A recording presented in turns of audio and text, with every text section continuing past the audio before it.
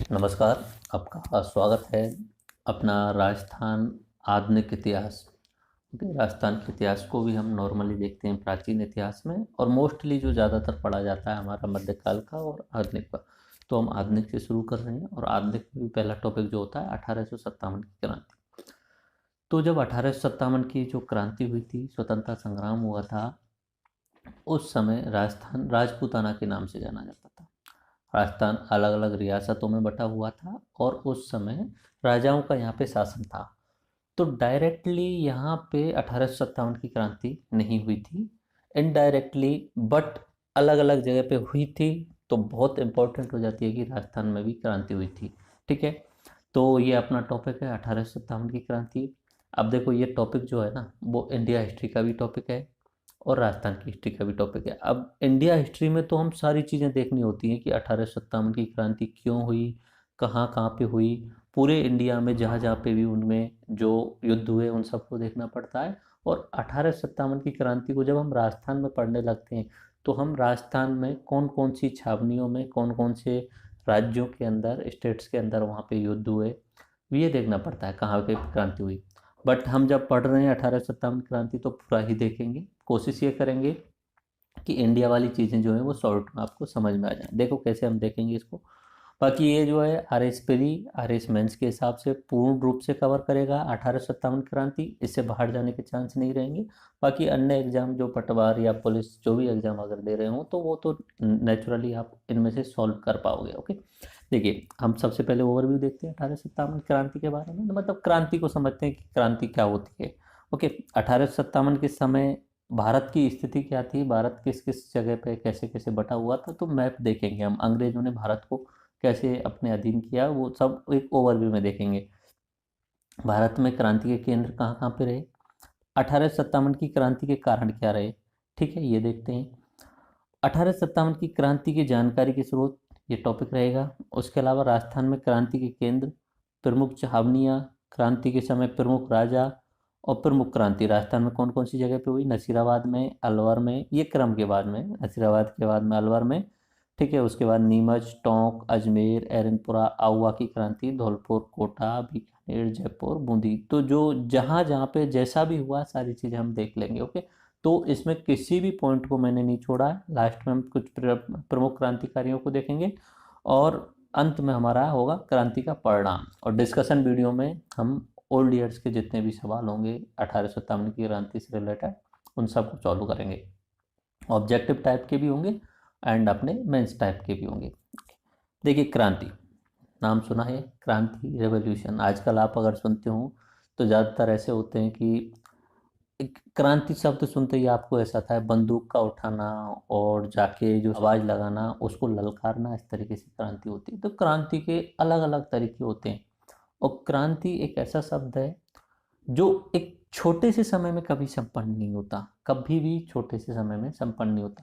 क्रांति को अगर मैं डिफाइन करूं, तो मतलब इस तरीके से डिफाइन कर सकते हो, क्रांति का मतलब उलटफेर कर देना किसी भी चीज़ का, सामाजिक जो संगठन है उसका उलटफेर कर देना, या राजनीतिक संगठन का उलटफेर कर देना, ये होता है क्रांति। डायरेक्टली इनडायरेक्टली अगर बोलूँ तो मैं, यानी जो पहले सिस्टम चला आ रहा है उसे हटाते हुए एक नया परिवर्तन लेके आ जाना, ये कहलाता है क्रांति। और क्रांति कभी भी छोटे समय में नहीं होती। क्रांति जैसे ऐसे नहीं होती कि आज प्लान किया और अगले दिन क्रांति हो गई। क्रांतियां कभी भी छोटे समय में नहीं होती। अगली बात, क्रांति हिंसक भी हो सकती है, अहिंसक भी हो सकती है। हिंसक का मतलब सशस्त्र पे हो सकती है, और अहिंसक का मतलब जो गांधी जी करते थे, सत्याग्रह का यूज करते हुए सरकार के खिलाफ आवाज लगाना, सरकार के खिलाफ खड़ा होना, ये अहिंसक रूप से भी होती है। तो 1857 की जो क्रांति थी, उसमें सामान्य लोग शामिल नहीं थे। ये जो क्रांति थी वो थी हमारे भारत में अंग्रेजों के द्वारा, अंग्रेजों की सेना के अंदर रहने वाले भारतीयों के द्वारा की गई क्रांति थी। इनका जो सपोर्ट कर रहे थे कुछ एक राजा मैं बोल रहा हूँ, इतना ध्यान रखना, सब राजा सपोर्ट नहीं कर रहे थे। अगर सभी राजा इनका समर्थन कर देते तो अंग्रेज 1857 में भारत छोड़ के चले जाते।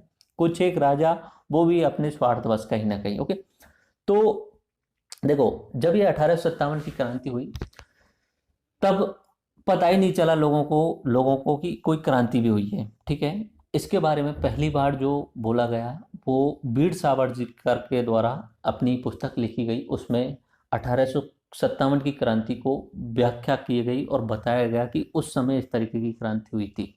क्योंकि 1857 में जो हुआ था सैनिकों के द्वारा, उसे अंग्रेजों के द्वारा विद्रोह बोला गया कि ये सैनिकों ने कुछ कारणों से विद्रोह किया है और अंग्रेजों ने उसे दबा दिया। ओके, बाकी सामान्य लोगों को उसके बारे में ज़्यादा जानकारी नहीं थी। और फिर सबसे बड़ा कारण, वो छोटे छोटी जगह पे हुआ था, पूरे ऑल ओवर इंडिया में नहीं हुआ था, सामान्य जनता उसमें शामिल नहीं थी। तो उसे उस समय के हिसाब से बोला गया था कि क्रांतिकारी सैनिक विद्रोह, सिपाही म्यूटिनी, ये बोला गया था उसे। बाद में सावरकर जी ने उसे एक्सप्लेन किया और उसे भारत का प्रथम स्वतंत्रता संग्राम बताया। ओके, भारत का प्रथम स्वतंत्रता संघर्ष का आंदोलन बताया। उसके बाद में इस पे रिलेटेड बहुत सारी और किताबें आई, तो हमें पूरा पता चला कि 1857 में क्या क्या घटनाएं घटित हुई, कैसे कैसे सब कुछ हुआ। ओके, तो यह क्रांति है कुछ बदलाव लाने के लिए। क्या बदलाव लाने के लिए? तो ये बदलाव ला रहे थे कि जो इंडिया के जो सैनिकों के साथ में जो जो बिहेवियर होता था अंग्रेजों के द्वारा, दोयम दर्जे का, मतलब ऐसे जो अंग्रेजों की सेना में जो भारतीय होते थे उन्हें कभी भी हायर पोस्ट नहीं मिलती थी और उन्हें एक तरीके से अपना गुलाम मान के समझा जाता था भारतीय सैनिकों को। तो उन्हें जो विद्रोह किया भारतीय सैनिकों ने, अपने अधिकारों के लिए विद्रोह किया और कहीं ना कहीं उनके अंदर जो रोष था काफी समय से पनप रहा था, वो बाहर निकल के आया और उनके अंदर राष्ट्रवाद की चिंगारी जलने लगी थी शुरुआत में। ओके, तो देखिए क्रांति क्या होती है। क्रांति शोषण के विरुद्ध अपने अधिकारों की प्राप्ति के लिए संगठनात्मक एवं संरचनात्मक रूप से प्रयास करना। बाकी इस क्रांति का अगर और ज़्यादा डिटेल देखेंगे तो हम इंडियन हिस्ट्री में ही देखेंगे। अगर मैं यहीं पे क्रांति को और 1857 क्रांति में चला जाऊंगा तो 1.5-2 घंटे इसमें लग जाएंगे, राजस्थान की क्रांति को नहीं पढ़ पाएंगे। ओके, तो हिंसक अहिंसक किसी भी तरीके से क्रांति हो सकती है, अनेक कारणों के परिणाम स्वरूप होती है। तात्कालिक कारण चिंगारी का काम करती है। ओके, तात्कालिक कारण होते हैं हर चीज में।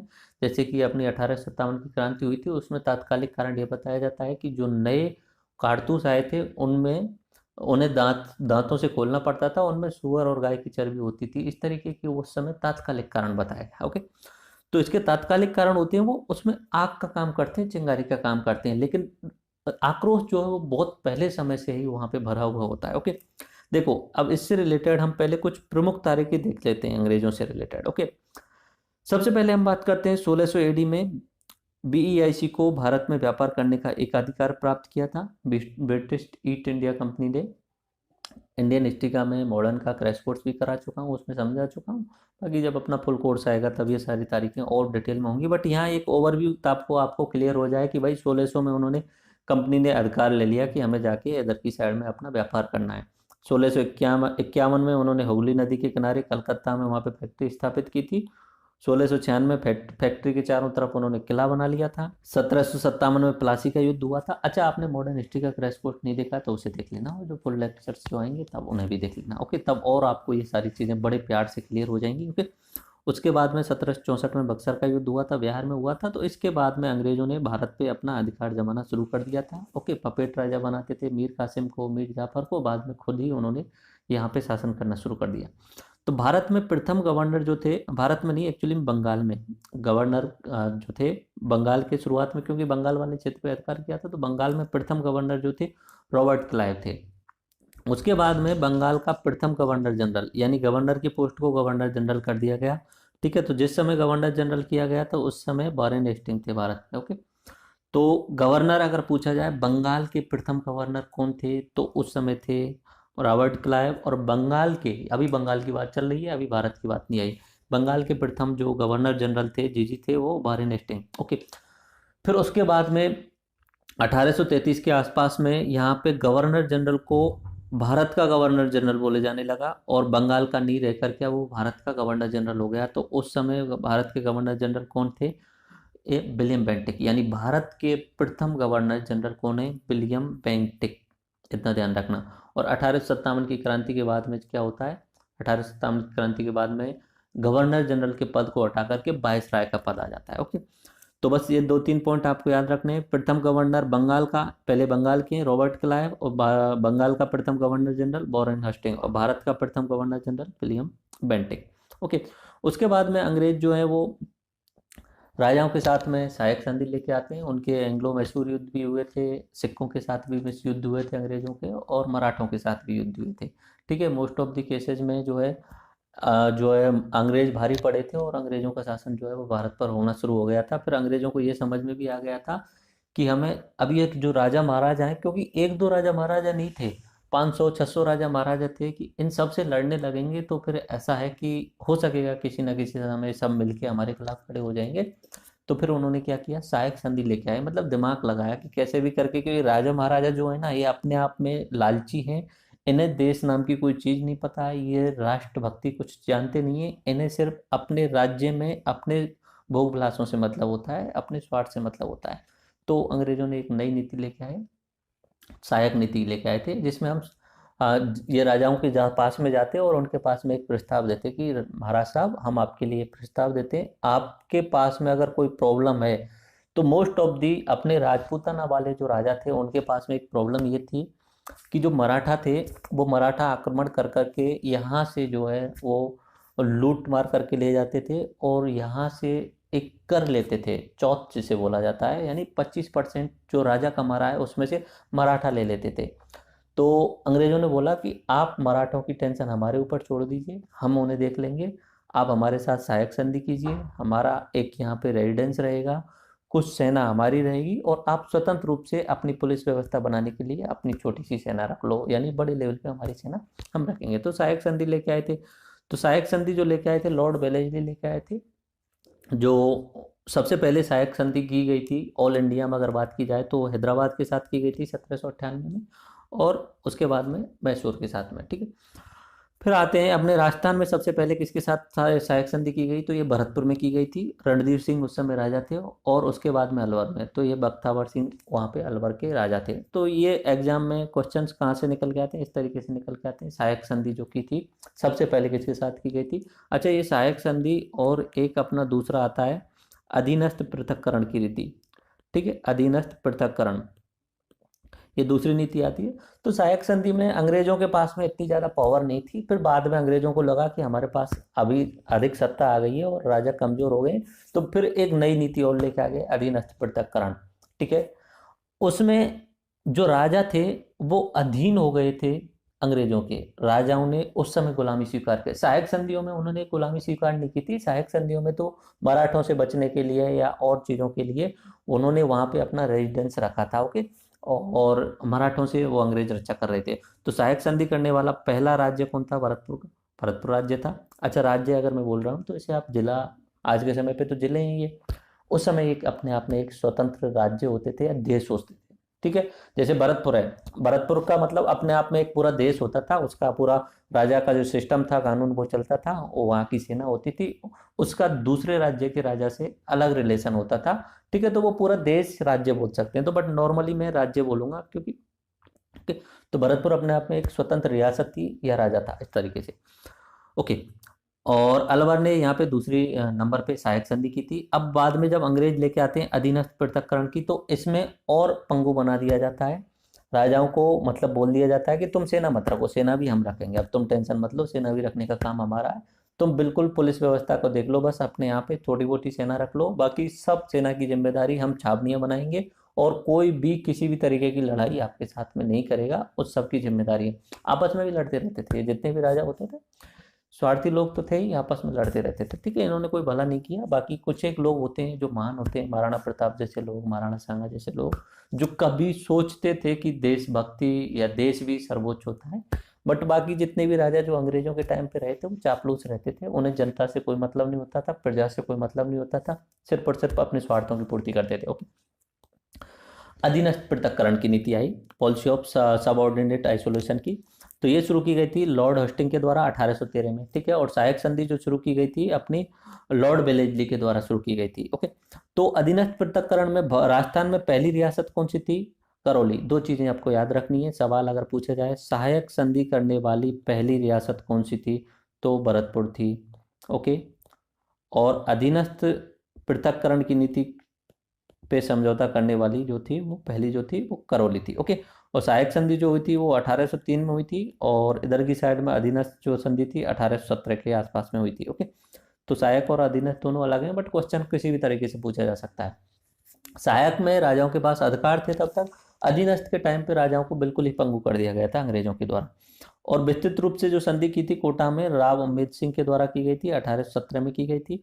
अंतिमों की अगर बात करें सहायक संधियों की, बाकी सब राजाओं ने सहायक संधि कर ली। देखो 1817 से शुरू होते हुए और 1823 तक, 1819 और 18 मतलब यहाँ तक आते आते सभी राजाओं ने जो है वो सहायक संधि कर ली थी। 1817 में, 1818 में और 1819 में जितने भी राजपूत राज्य थे यहाँ पे, उन्होंने सभी ने अंग्रेजों के साथ सहायक संधि कर ली थी। तो अंत में कौन थे अपने, जैसलमेर 1819 थे और सिरोही जो 1823 थे। ठीक है, बस सिरोही का इसलिए भी थोड़ा इश्यू आता है कि सिरोही को मारवाड़ का हिस्सा माना जाता था, बट फिर ये अंग्रेजों ने 1823 में जब शिव सिंह जी के साथ में संधि की तो सिरोही को एक अलग से रियासत माना गया। ओके, अब बात करते हैं राजपूताना एजेंसी क्या है। राजपूताना एजेंसी, देखो मैंने अभी थोड़ी देर पहले आपको बताया था कि अंग्रेजों ने धीरे धीरे अपना शासन जो है वो अपने भारत पे बढ़ाया था। ओके, तो अपने राजस्थान वाले क्षेत्र में जो यहाँ की जो रियासतें थी उनको राजपूत रियासतें बोला जाता था, बाकी और जगह भी रियासतें थी। तो देखिए यहाँ पे उन्होंने ये वाला जो क्षेत्र है इसका नाम उन्होंने अंग्रेजों ने दे दिया था राजपूताना एजेंसी। ये वाला जो क्षेत्र आप देख रहे हैं इस तरीके से, ये वाला जो आज के समय पे राजस्थान है, थोड़ा बहुत ऊपर नीचे हो चुका है, जैसे नीमच वाला हिस्सा वो उधर उधर कर दिया, तो इसे बोला जाता था राजपूताना अंग्रेजों के द्वारा। तो इस राजपूताने में कंट्रोल के लिए राजपूताना एजेंसी का गठन किया गया, यानी एक पूरा सिस्टम बना दिया राजपूताना एजेंसी करके। ठीक है, ये बात आपको समझ में आई। तो एक राजपूताना एजेंसी बनाई किसके लिए, पूरे संपूर्ण राजस्थान पर नियंत्रण करने के लिए, राजपूताना पर नियंत्रण करने के लिए राजपूताना एजेंसी का गठन किया गया। ओके, तो इसके लिए 1832 में एक पद बनाया गया एजीजी का। एजीजी पद का मतलब क्या हुआ, एजेंट टू गवर्नर जनरल। ठीक है, सबसे ऊपर कौन है, गवर्नर जनरल। ऑल इंडिया में अगर बात करें तो गवर्नर जनरल सबसे ऊपर था, सारे डिसीजन आज के अगर बोल सकते हैं तो आज के समय का प्रधानमंत्री या राष्ट्रपति। प्रधानमंत्री इसलिए नहीं बोल सकते क्योंकि प्रधानमंत्री होता है जनता की आवाज़, और वो जो था वो जनता की आवाज़ नहीं होता था, इंग्लैंड वाले चूज करके यहाँ भेजते थे गवर्नर जनरल को, तो वहाँ पे शासन कर। गवर्नर जनरल के नीचे शासन होता था। कुछ एक जगह ऐसी थी जहाँ पे अंग्रेजों का सीधा अधिकार होता था। ठीक है, जैसे कि अपना यूपी वाला क्षेत्र जिसे यूनाइटेड प्रोविंस बोला जाता था, और बिहार और बंगाल वाला जहाँ पे डायरेक्टली शासन किया जाता था। बाकी पंजाब वाला भी ज़्यादातर हिस्सा हो गया था अंग्रेजों के। और दूसरा जो हिस्सा था वो रियासतों वाला। ओके, तो रियासतों में अलग अलग जगह पे उन्होंने एक एजीजी वाला गठन किया। ओके, एजीजी का गठन किया, तो राजस्थान की राजपूताना एजेंसी बनाई। तो गवर्नर जनरल के नीचे इधर की साइड में होता था एजीजी। ओके, ये जो बैठता था नॉर्मली शुरुआत में ये अजमेर में बैठता था, और बाद में इन्होंने जो अपनी राजधानी थी एजीजी जो जहाँ पे बैठते थे वो अपना लेके चले गए 1845 के पास में माउंट आबू में, क्योंकि इन्हें गर्मी लगती थी, माउंट आबू ऊंचा इलाका, तो वहाँ पे उन्होंने स्थानांतरित कर लिया था एजीजी ऑफिस को। ठीक है, अजमेर में और इधर की साइड में माउंट आबू। एजीजी के नीचे होते थे पॉलिटिकल एजेंट। अब बात आ रही है समझ में आपको, देखो इधर की साइड में आप समझिए, ये ऑल इंडिया।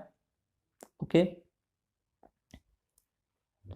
ठीक है, ये ऑल इंडिया मान लीजिए, ये वाला हिस्सा इसका नाम दे दिया राजपूताना। ठीक है, अगर बात चल रही है 1857 के आसपास की, तो अपने ऑल इंडिया की राजधानी जो थी वो कहाँ थी, कलकत्ता थी। ओके, कलकत्ता में कौन बैठता था, गवर्नर जनरल बैठता था। अब राजस्थान वाले क्षेत्र पे कंट्रोल करने के लिए उन्होंने क्या पोस्ट बना दी, एजीजी। ओके, अब इसमें भी अलग अलग रियासत हैं, तो इन सब में कंट्रोल करने के लिए एक अपना पॉलिटिकल एजेंट बैठा दिया अपना, हर रियासत के अंदर, भरतपुर में अलग, कोटा में अलग, ठीक है, मारवाड़ मेवाड़ सब में अलग अलग अपना एक पीए बैठा दिया, यानी पॉलिटिकल एजेंट। तो गवर्नर जनरल सबसे ऊपर हुआ, उसके नीचे हुआ AGG, agent to governor general, और उसके नीचे हुआ पीए यानी पॉलिटिकल एजेंट। ये पॉलिटिकल एजेंट जो है रियासत में देखभाल कर रहा है। ओके, ये रिपोर्ट किसको कर रहा है, एजेंट टू गवर्नर जनरल को, और एजेंट टू गवर्नर जनरल किसको कर रहा है, जी को। एजेंट टू गवर्नर जनरल को आज के समय का आप राज्यपाल मान सकते हो। ओके, तो ये उस समय का सिस्टम था। उसमें से अब ये देख लीजिए, गवर्नर जनरल सबसे ऊपर, उसके नीचे एजीजी, और उसके नीचे जो है अपना पॉलिटिकल एजेंट। प्रत्येक रियासत में एक पॉलिटिकल एजेंट है। गवर्नर जनरल की बात करें तो 1857 में कैनिंग था। ठीक है, तो अब ये पूछा जा सकता है, नॉर्मली सवाल पूछा जाएगा जो ऑब्जेक्टिव में, कि 1857 की क्रांति के समय पे अपना गवर्नर जनरल कौन था इंडिया का, कोई नहीं था। ओके, 1857 की क्रांति के समय पे गवर्नर जनरल राजस्थान का कौन था, पैट्रिक लॉरेंस। ठीक है, पैट्रिक लॉरेंस। दो ही सवाल पूछे जा सकते हैं इसमें से पूछे जाएंगे। तो प्रथम एजीजी कौन था, तो वो था लॉर्ड लॉकेट। ये 1832 में पद बनाया गया, तो 1832 में लॉर्ड लॉकेट को प्रथम यहाँ पे एजीजी बनाया गया। और 1857 के समय पर कौन था, पैट्रिक लॉरेंस। और हर रियासत में पॉलिटिकल एजेंट थे, तो हर रियासत के पॉलिटिकल एजेंट के नाम हमें देखने पड़ेंगे।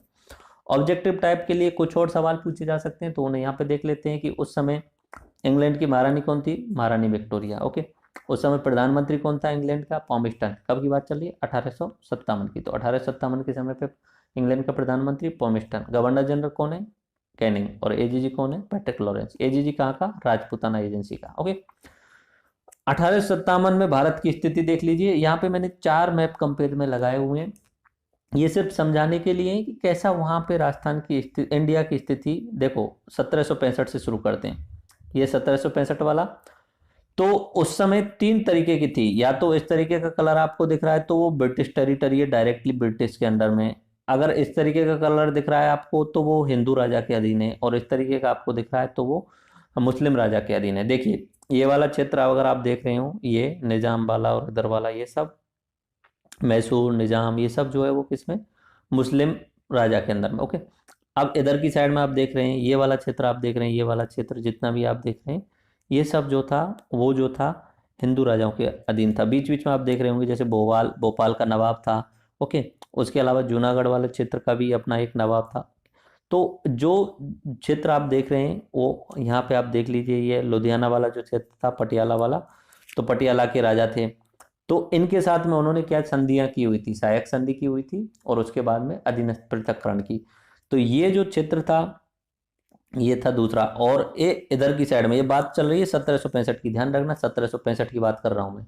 1765 में यहाँ पे ज्यादातर इस जगह पे इस हिस्से पे आप देख रहे हैं तो हिंदी राजा हैं, उसके अलावा यहाँ पे मुस्लिम राजा हैं, और इधर की साइड में आप देख रहे हैं ये भी मुस्लिम अधीन है, यानी मुगलों के अधीन है ये वाला क्षेत्र। ओके, ये मुगल शासन है। 1765 में यहाँ पे मुगल शासन था। यहाँ पे उस समय तक 1765 में, क्योंकि 1764 में बक्सर का युद्ध हुआ था, उसके बाद में ये वाला जो क्षेत्र था होने को तो पहले जो था वो मुस्लिमों के अधीन था, यानी ये मुगलों के अधीन था। बाद में ये 1764 के युद्ध के बाद में कहाँ आ गया, अंग्रेजों के अधीन, और ये वाला भी अंग्रेजों के अधीन आ गया। ये बात चल रही है 1764 की। अब आ जाते हैं हम 1805 में। 1805 में आते आते अंग्रेजों ने अपना क्षेत्र बढ़ा लिया। पहले यहाँ तक थे और इस वाले क्षेत्र पर थे, अब यहाँ भी बढ़ा लिया, इधर की साइड में यहाँ तक भी आ गए। ओके, और ये वाला अंग्रेजों ने अपने कब्जे में ले लिया, पूरा का पूरा मैसूर वाला क्षेत्र ले लिया। ओके, और ये ज़्यादातर चीज़ें यहाँ पे उन्होंने कब्जे में ले ली। यहाँ बचा हुआ है, बीच में एक बचा है अपना हैदराबाद वाला निज़ाम, इसका काफ़ी बड़ा एरिया था हैदराबाद वाला। ओके, उसके अलावा जितने भी आप ये देख रहे हैं बीच में, ये अलग कलर आप देख रहे हैं इस तरीके से, ये अभी हिंदू राजाओं के अधीन है, और उनके साथ में उन्होंने सहायक संधियाँ शुरू कर दी हैं। 1805 में क्या शुरू हो गई हैं, क्योंकि 1798 में उन्होंने पहली सहायक संधि शुरू की थी, किसके साथ शुरू की थी, पहली वाली जो हैदराबाद के साथ में की थी, और अपने भरतपुर के साथ में उन्होंने की थी 1803 में सहायक संधि। अब ये तो हुई 1805 की बात। देखो 1765 से 1805 में कितना बढ़ गए। अब आगे चलते हैं सन 1837 में। अब और उनका अधिकार कितना बढ़ गया, ये वाला पूरा हो गया अंग्रेजों का ही, उसके अलावा ये और इधर की साइड में अंग्रेजों का बढ़ गया। ये पटियाला छोड़ के पंजाब भी उन्होंने करीब करीब ले लिया है, फिर भी अभी बचा हुआ है पंजाब का हिस्सा कुछ एक, क्योंकि महाराजा रणजीत सिंह थे। ओके ओके, उस समय के 1837 तक थे। ओके, और उसके बाद में यहाँ पे ये वाला क्षेत्र जो है वो अंग्रेजों का आ गया, यानी अभी इधर की साइड में एंटर करने लग गए हैं अंग्रेज, इधर की साइड में एंटर करने लगे हैं। और ये वाला हिस्सा जो है वो, ये जो बचा हुआ है, ये जो आप देख रहे हैं, ये हिंदू राजाओं का है, और ये अपना हैदराबाद के निजाम का है। फिर अब बात करते हैं 1857 की बात। तो 1857 में उन्होंने ये जो मैं आपको बता रहा था, ये वाला पूरा हिस्सा इन्होंने ले लिया है पंजाब वाला, क्योंकि पहले यहाँ पे सिख का अधिकार थे, अभी सिखों का साथ में एंग्लो सिख युद्ध हुआ, उसके बाद में अंग्रेजों का अधिकार हो गया, और ये पूरा पूरा हिस्सा जो हो गया इंग्लैंड, ये अंग्रेजों का हो गया। यहाँ पे भी अंग्रेज आ गए, इधर भी अंग्रेज आ गए, बीच में भी अंग्रेज आ गए, नागपुर यानी मराठों वाला पूरा क्षेत्र अंग्रेजों ने ले लिया। ओके, तो ये अंग्रेजों को हो गया। बाकी कुछ एक जगह थी मैसूर, त्रावणकोर, ये 2 हिंदू राजा हैं यहाँ पे। निजाम यहाँ पे अपना मुस्लिम राजा है, उसके अलावा रेवा वाला राजा है वो हिंदू राजा है, कुछ एक इधर की साइड में, बट मोस्टली जो राजा जिनके साथ में उन्होंने सहायक संधि की हुई है वो इस वाले क्षेत्र में आप देख रहे होंगे, राजपूताना एजेंसी वाले क्षेत्र में। ओके, तो ये 1857 के समय पे भारत की स्थिति थी इस तरीके से, यानी एक तो डायरेक्ट कंट्रोल है अंग्रेजों का, दूसरा इनडायरेक्ट कंट्रोल है सहायक संधि, और दूसरी जो आपको बताई अधीनस्थ पृथक्करण की संधि के द्वारा। ओके, अब बात हम करते हैं 1857 की क्रांति के कारण क्या रहे। ठीक है, 1857 की क्रांति क्या थी ये बात आपको मैं दोबारा से बता देता हूँ। को उस समय तक भारतीय सैनिकों में आक्रोश था 1857 तक, उसके अलग अलग कारण थे। एक कारण थे कि भारत की जो अंग्रेजों के द्वारा भू राजस्व व्यवस्था बनाई गई थी वो बहुत ज़्यादा शोषण करने वाली थी। उस समय अपनी जो राजस्व व्यवस्था थी तीन तरीके से थी, स्थायी बंदोबस्त वाली, रैयतवाड़ी वाली और महलवाड़ी वाली। ओके, ये अपना मॉडर्न हिस्ट्री का पार्ट है, इंडियन मॉडर्न हिस्ट्री का, क्रैश कोर्स में बता चुका हूँ। ठीक है, वहाँ देख लेना, ये आपको आगे तब देखेंगे, इन्हें पूरा एक्सप्लेन नहीं कर सकता मैं। तो भू राजस्व व्यवस्था जो थी वो बहुत ज़्यादा शोषणकारी व्यवस्था थी। उसके बाद में सहायक संधि और अधीनस्थ पृथक्करण संधि के बाद में अंग्रेजों ने भारत के राजाओं को पंगु बना दिया था, उनके पास में खुद की सेना थी ही नहीं इतने ज़्यादा। ओके, डलहौजी की गोद निषेध नीति। अब डलहौजी ने जो कैनिंग से पहले था, उन्होंने एक नई, वैसे डलहौजी का नाम आपने सुना ही होगा, लॉर्ड डलहौजी, नव भारत का निर्माता बोला भी जाता है उन्हें। तो वो जो आपने नाम अगर सुना हो तो उन्होंने पहली रेल लाइन शुरू करवाई थी और डाक सेवा भी उन्होंने शुरू करवाई थी। तो डलहौजी एक नीति लेके आए थे, गोद निषेध नीति, यानी कोई राजा और उसका बच्चा पैदा नहीं होता है तो वो दत्तक पुत्र नहीं ले सकता। यानी अगर किसी राजा का बच्चा पुत्र पैदा नहीं हो रहा है तो वो जो शासन है वो किसके अंदर में आ जाएगा, वो अपने अंग्रेजों के अंदर में आ जाएगा। तो इसके तहत उन्होंने बहुत सारे अलग अलग जो राज्य थे वो अपने वहाँ पे कंट्रोल में ले लिए थे, जैसे कि सतारा, उसके अलावा झांसी, उसके अलावा लखनऊ, और इन सब पे बहुत सारा युद्ध हुआ था। सबसे पहले उन्होंने सतारा लिया था, जैतपुर लिया था। ठीक है, तो डलहौजी की गोद निषेध नीति, इसके माध्यम से कई जमींदारों की जमीनें जब्त कर ली गई। बंबई में इस कानून को लागू करने के लिए इनाम कमीशन लागू किया था।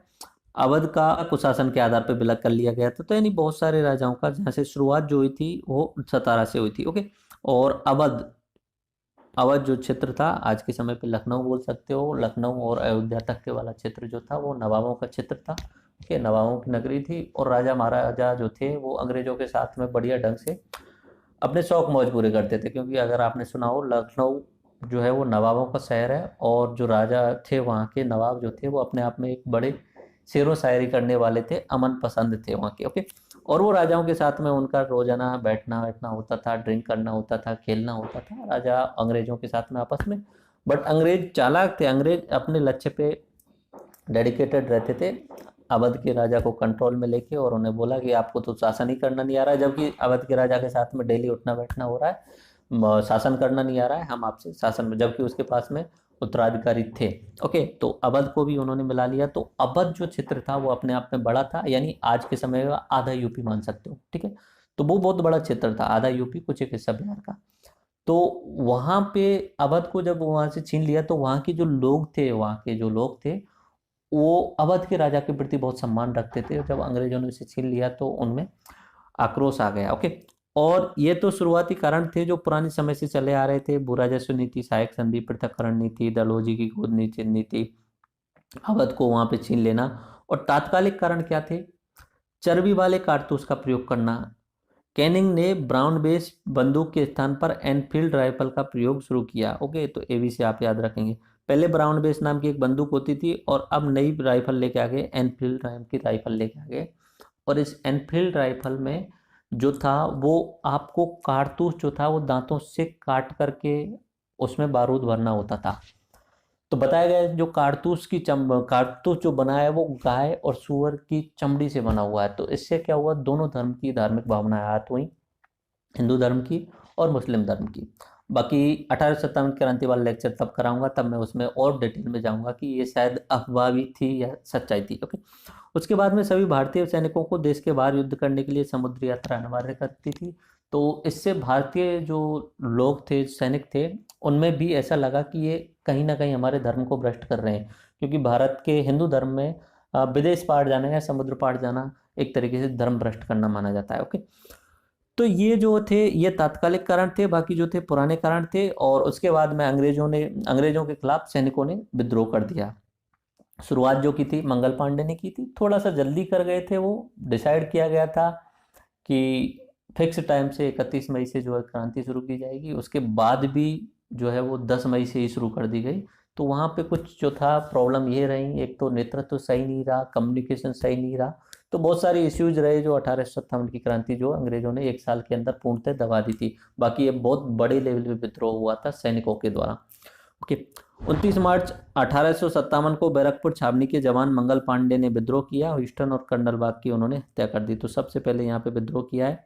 विद्रोह तो क्या किया, उसके बाद में जब गैप आ जाता 10 मई तक का, ये तो उन्होंने तात्कालिक रूप से उनके खिलाफ खड़े हो गए थे कि हम मैं यहाँ पे जो कारतूस को नहीं काटूंगा और इसमें बारूद नहीं डालूंगा, क्योंकि इसमें मेरे धर्म की भावना आयत हो रही है। अंग्रेज अधिकारी ने जबरदस्ती की कि करो करो, तो उन्होंने मंगल पांडे ने वहाँ पे अंग्रेज अधिकारियों को मार दिया। ह्यूस्टन और बाग को, दोनों को ही गोली मार के हत्या कर दी थी और उनको बाद में फांसी दे दी गई। 10 मई से मेरठ में क्रांति की शुरुआत हुई और 11 मई में वो जो है दिल्ली में आ गए। मेरठ और जो दिल्ली है वो पास पास में ही है। अब ये मैप में आपको दिखा देता हूँ 1857 की क्रांति के केंद्र कहाँ कहाँ पे रहे। ओके, राजस्थान में तो थे ही, उसके अलावा ऑल इंडिया में थे। इंडिया में कि ज़्यादा थे, राजस्थान वाले क्षेत्र में कम थे। ओके, देखिए ये अपना मैप है। इस मैप में आप देखेंगे तो यहाँ बंगाल वाले क्षेत्र में ये आपको दिख रहा है बैरकपुर। तो यहाँ पे 29 मार्च 1857 को जो पहली बार बंदूक चलाई थी वो चलाई थी मंगल पांडे ने, और वहाँ पे 2 अंग्रेज अधिकारियों की उन्होंने हत्या कर दी थी। उसके अलावा बात जो आती है वो बिहार में, जैसे पटना वाले क्षेत्र में, उधर के अलावा अपने लखनऊ वाले कानपुर में, ये कानपुर है यहाँ पे, उधर लखनऊ है उसके बाद में, और यहाँ झांसी, ग्वालियर, दिल्ली और मेरठ, यहाँ पे क्रांतियाँ हुई। तो मेरठ में 10 मई से शुरू हुई थी क्रांति, और उसके बाद में 11 मई को क्रांतिकारी दिल्ली आ गए थे, और वहाँ पे उन्होंने अपना जो राजा था बहादुर शाह जफर को वहाँ पे अपना नियुक्त कर दिया लीडर, कि आप लीडर बनो। शुरू में तो महाराज साहब मना कर रहे थे, बाद में उन्होंने अपना लीडरपन स्वीकार कर लिया, नेता बनना स्वीकार कर लिया और नेतृत्व किया। ओके, बख्त खां उनके सहायक थे, मतलब जो बहादुर शाह जफर थे वो अपने आप में बूढ़े हो चुके थे, बख्त खां को उन्होंने अपना सिपाही नियुक्त कर दिया। ओके, तो कहाँ कहाँ पे हुई ये देख लीजिए। दिल्ली में इंपॉर्टेंटली जो सेंटर में हुई, अपने देश में कौन कौन सी जगह पे हुई, दिल्ली, कानपुर, ग्वालियर, इलाहाबाद, सतारा, झांसी और अलग अलग जगहों पे हुई थी। ओके, तो दिल्ली में बख्त खां इसका नेतृत्व कर रहे थे, जो बहादुर शाह के सेनापति थे। उसके अलावा कानपुर में नाना साहब ने यहाँ पे मसाल को संभाला था। उसके अलावा ग्वालियर में तात्या टोपे, इलाहाबाद में लियाकत अली, सतारा में रंगोजी बापूजी दासगुप्त थे। उसके अलावा झांसी में रानी लक्ष्मीबाई, लखनऊ में बेगम हजरत महल। ओके, तो ये जो है वो 1857 की क्रांति वाला इंडियन हिस्ट्री टॉपिक होगा, उसमें और डिटेल से देखेंगे एक एक चीज़ को। बट अब राजस्थान की साइड में आ जाते हैं। ओके, राजस्थान की रियासतों ने मराठों के आक्रमण से, ये सारे फैक्ट्स हैं, एक बार दोबारा रिवाइज करा रहा हूँ। मराठों से मुक्ति पाने के लिए, अपने राज्यों की सीमा को सुरक्षित करने के लिए 1858 में अंग्रेजों के साथ में संधियां संपन्न की। ओके, उससे पहले सहायक संधियां भी कर चुके थे, अभी 1818 के आसपास में अधीनस्थ पृथक्करण वाली संधि में आ गए। धीरे धीरे अंग्रेजों ने राज्यों के आंतरिक मामलों में हस्तक्षेप करना प्रारंभ किया। लॉर्ड डलहौजी ने राज्य की विलय की नीति के तहत सर्वप्रथम 1848 में सतारा को, उसके बाद 1856 ईस्वी तक नागपुर, झांसी, बरार, अवध आदि रियासतों को जो है अंग्रेजों के अधीन मिला लिया। ओके, तो ये जो है जगहों के पोजीशन है, नागपुर को मिलाया, झांसी, अवध इनको मिलाया था। तो अवध वाला जो क्षेत्र था काफ़ी बड़ा क्षेत्र था। ओके, उसके बाद में ये जो इमेज है वो लॉर्ड डलहौजी की, जिसे आप आज के समय के आधुनिक भारतीय निर्माता बताया जाता है, बाकी शोषण करने वाले थे। अंग्रेजों द्वारा परंपरागत रीति रिवाजों को समाप्त करने, ईसाई धर्म के प्रचार करने तथा सामाजिक सुधार करने के प्रयासों को यहाँ के जनमानस को नाराज कर दिया था। तो ये चाह रहे थे कुछ एक, जैसे लेके आए थे सती प्रथा को खत्म कर देना, उसके अलावा धर्मों के अंदर दखल देना इस तरीके से, और ये ईसाई धर्म का प्रचार करने पे भी बहुत सपोर्ट करते थे अंग्रेज। तो भारत की जनता जो थी वो धर्म को बहुत ज़्यादा गहराई से मानती थी, क्योंकि धर्म क्या बोल सकते हो, कर्मकांड को ज़्यादा मानती थी। धर्म का तो पता ही नहीं होता था कि धर्म का मतलब क्या हो रहा है, कि हिंदू धर्म की वास्तविकता क्या है या इस्लाम धर्म की वास्तविकता क्या है। वहाँ पे जो उनके लिए जो जो पाखंडी लोग उन्हें जो बता देते थे उस चीज़ को फॉलो करते थे, यानी अंधभक्ति बहुत ज़्यादा थी। और वो अंधभक्ति थी एक तरीके से। सती प्रथा को मानना अपने आप में अंधभक्ति है, वो मैं कहीं से भी किसी भी एंगल से धर्म नहीं मान सकते उसे, ठीक है। उसके अलावा बाल विवाह, अब इसे बोलने को तो शुरुआत में वो धर्म से भी जोड़ा गया, बट उससे कोई रिलेशन नहीं है इन सारी चीज़ों का। तो अंधभक्ति थी एक टाइप में, और भारत के लोगों में कुछ ना कुछ सुधार ही कर रहे थे इस मामले में। तो अंग्रेज सामाजिक सुधार थे, बट भारत के लोगों को अपने विरुद्ध लगा तो वो नाराज थे इनसे। इस प्रकार रियासतों के राजाओं को यहाँ की जनता में ब्रिटिश साम्राज्य के लहर थी, तो राजाओं में भी थी और जनता में भी थी।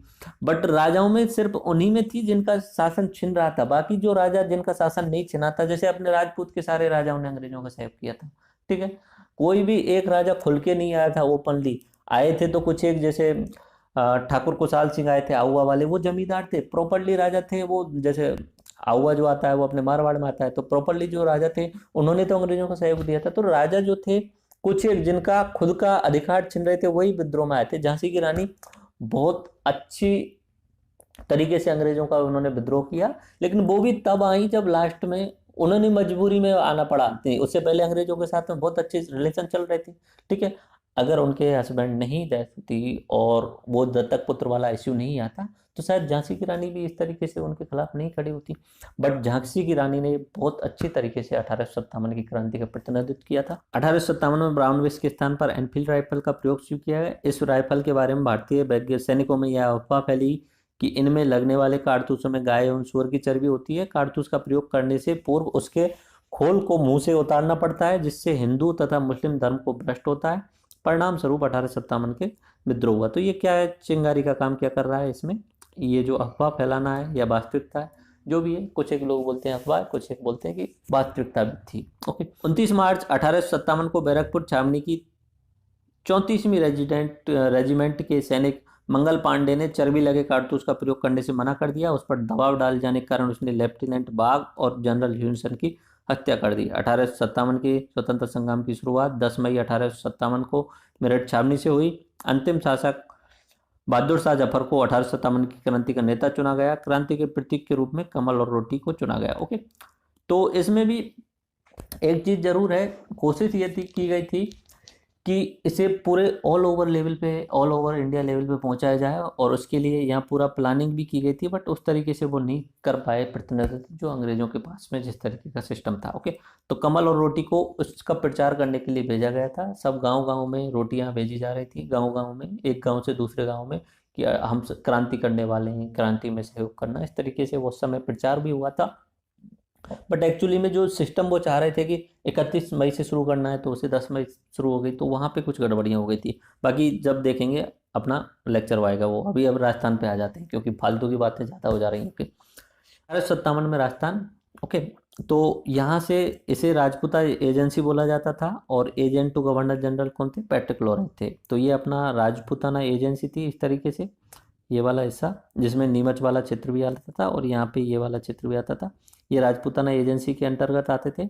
और इसमें बीच में ये वाला हिस्सा जो छोड़ देख रहे हैं आप, ये अजमेर का हिस्सा है, और ये अजमेर मेरवाड़ा के नाम से जो है ना, ये अंग्रेजों के डायरेक्ट कंट्रोल में आता था, क्योंकि यहाँ पे कोई राजा नहीं था। अजमेर मेरवाड़ा ये डायरेक्टली अंग्रेजों के अधीन में आता था, अंग्रेजों के अधीन डायरेक्टली आता था ये अजमेर मेरवाड़ा। बाकी क्या है, अलग अलग रियासतें बनी हुई थी, जैसलमेर वाला, बीकानेर वाला, उसके अलावा जोधपुर वालों के मारवाड़, इधर की साइड में मेवाड़, कोटा, बूंदी, अलग अलग जो है रियासतें बनी हुई थी। 1857 के समय पे राजा कौन कौन से थे, पॉलिटिकल एजेंट। अब देखो ये नाम जरूर पूछे जाते हैं, पॉलिटिकल एजेंट वाले और ये राजाओं वाले।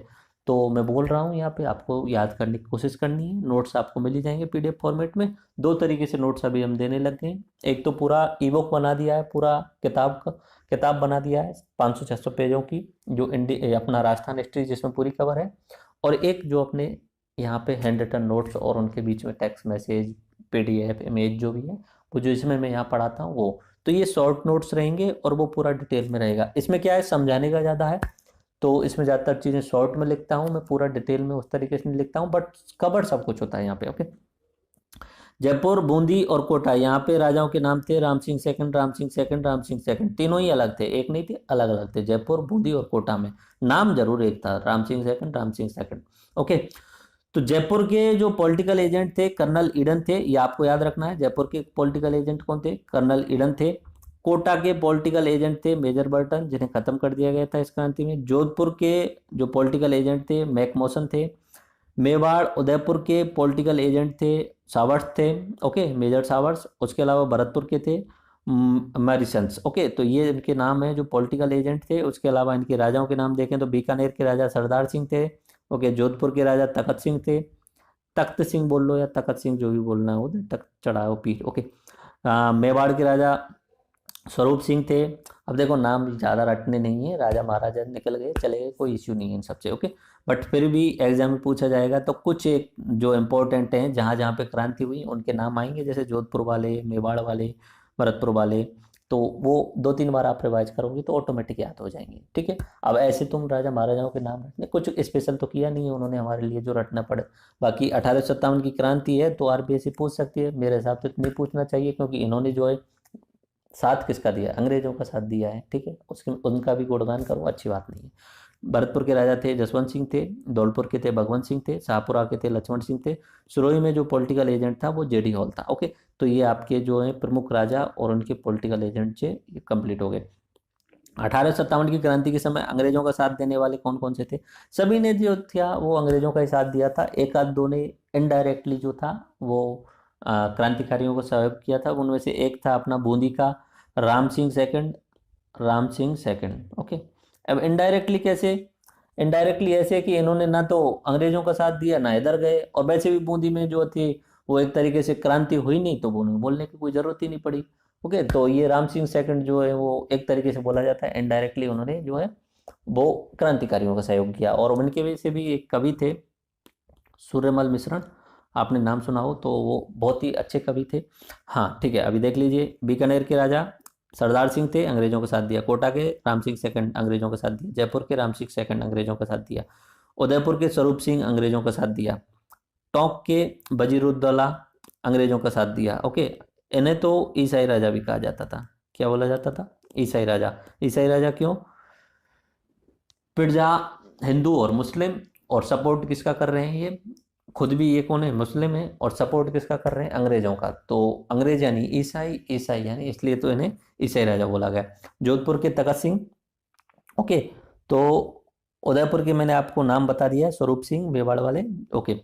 प्रतापगढ़ के दलपत सिंह, करौली के मदन पाल, झालावाड़ के पृथ्वी सिंह, धौलपुर के भगवंत सिंह, सिरोही के शिव सिंह, अलवर के बंडे सिंह। ये उस समय के राजा थे जिन्होंने, जब सभी ने जो है वो अंग्रेजों का ही सपोर्ट किया था। अब बात करते हैं जो जहाँ से अपना ये टॉपिक शुरू होता है ओरिजिनली, जो आप राजस्थान पुलिस वगैरह में पढ़ते हैं या किसी छोटे मोटे एग्जाम में, क्योंकि कहाँ से सवाल बन के आते हैं वो ये यहाँ से शुरू होता है। देखो, उस समय 6 सैनिक छावनियां थी अंग्रेजों की, जो अपने राजस्थान वाले क्षेत्र के अंडर आती थी या राजपूताना वाला क्षेत्र में आती थी। 6 सैनिक छावनी कौन सी थी? नसीराबाद, ब्यावर, दोनों कहाँ पे पड़ते हैं? अजमेर के अंदर। मैं मैप में दिखा देता हूँ। ब्यावर जो है उसके पास वाला इलाका है, वहाँ पे मेर जनजाति रहती है, तो मेड़ जाति रहती है, जनजाति नहीं, मेड़ जाति। तो वहाँ पे मेड़ टुकड़ी भी थी, मेड़ों की एक अलग टुकड़ी थी उसमें। खैरवाड़ा उदयपुर, यहाँ पे उदयपुर में खैरवाड़ा, यहाँ पे भील अधिक रहते हैं तो भीलों की एक अलग से टुकड़ी थी। देवली ये टोंक में है, एरनपुरा पाली में है, नीमच एमपी में है। अब ये आपको ध्यान करना है कैसे भी करके, एक अजमेर में पड़ रहा है, एक उदयपुर में, टोंक, पाली और एमपी। ये आज के समय पे एमपी है, नहीं पुराने समय पे जब था ये तब मेवाड़ वाले क्षेत्र में आता था, उदयपुर वाले क्षेत्र में आता था, ओके। तो नसीराबाद और ब्यावर, यहाँ पे 2 छावनियां हैं, सैनिक छावनियां। विद्रोह इन्हीं जगहों पे होंगे, ओके। इनके साथ साथ थोड़ा बहुत जो प्रजा है उनके साथ मिलकर राजाओं के खिलाफ भी विद्रोह किए जाएंगे, बट मेनली विद्रोह जो होंगे वो यहीं पे होंगे, छावनियों में। छावनियों से ही निकल के जाएंगे सैनिक और फिर वो रियासतों में जाके थोड़ा बहुत विद्रोह करेंगे। तो नसीराबाद, ब्यावर, खेरवाड़ा, बेवली, एरनपुरा और नीमच, ये नाम आपको ध्यान करने ही है, किसी भी तरीके से याद करने हो। देखो, अजमेर में सेंटर, मैंने जब एजीजी वाली बात बताई थी आपको, AGG agent to governor general, तो उनका जो पोस्ट था, जो एजीजी जो निवास करते थे वो अजमेर में रहते थे, ठीक है। बना पोस्ट कब बना? 1832 में। फिर उन्होंने गर्मी लगती थी, उसके बाद में अपना यहाँ पे ट्रांसफ़र कर लिया माउंट आबू में, 1845 में उन्होंने अपना ट्रांसफ़र कर लिया और यहाँ पे उनका एक तरीके से सेंटर बन गया था। बाकी ये गर्मियों के समय भी यहाँ रहते थे, बाकी समय पे अजमेर वाली साइड में भी आ जाते थे, ओके। तो एजीजी जो थे वो अजमेर में रहते थे, मोस्ट ऑफ द क्षेत्र अजमेर वाला कंट्रोल में रहता था यहाँ पे, ओके। अजमेर के पास में ही थोड़ा सा दूर जाने पे आपको मिलता है नसीराबाद। अजमेर से थोड़ा सा इधर की साइड में जाएंगे तो नसीराबाद, और अजमेर से आगे इधर की साइड में जाते हैं तो यहाँ ब्यावर। तो यहाँ दो जगह पे यहाँ पे सैनिक छावनियाँ थी। ओके। और अजमेर में भी सैनिक रहते थे, अजमेर में भी सैनिक रहते थे क्योंकि वहाँ पे भी अंग्रेज रहते थे, अजमेर में भी सैनिक थे। तो नसीराबाद में बड़ी सैनिक छावनी और ब्यावर में दो, तो ये हुई। इधर की साइड में चलें तो ये एरनपुरा जो आता है वो पाली में आता है, ठीक है। और इस पाली वाले क्षेत्र में एरनपुरा में भी सैनिक छावनी।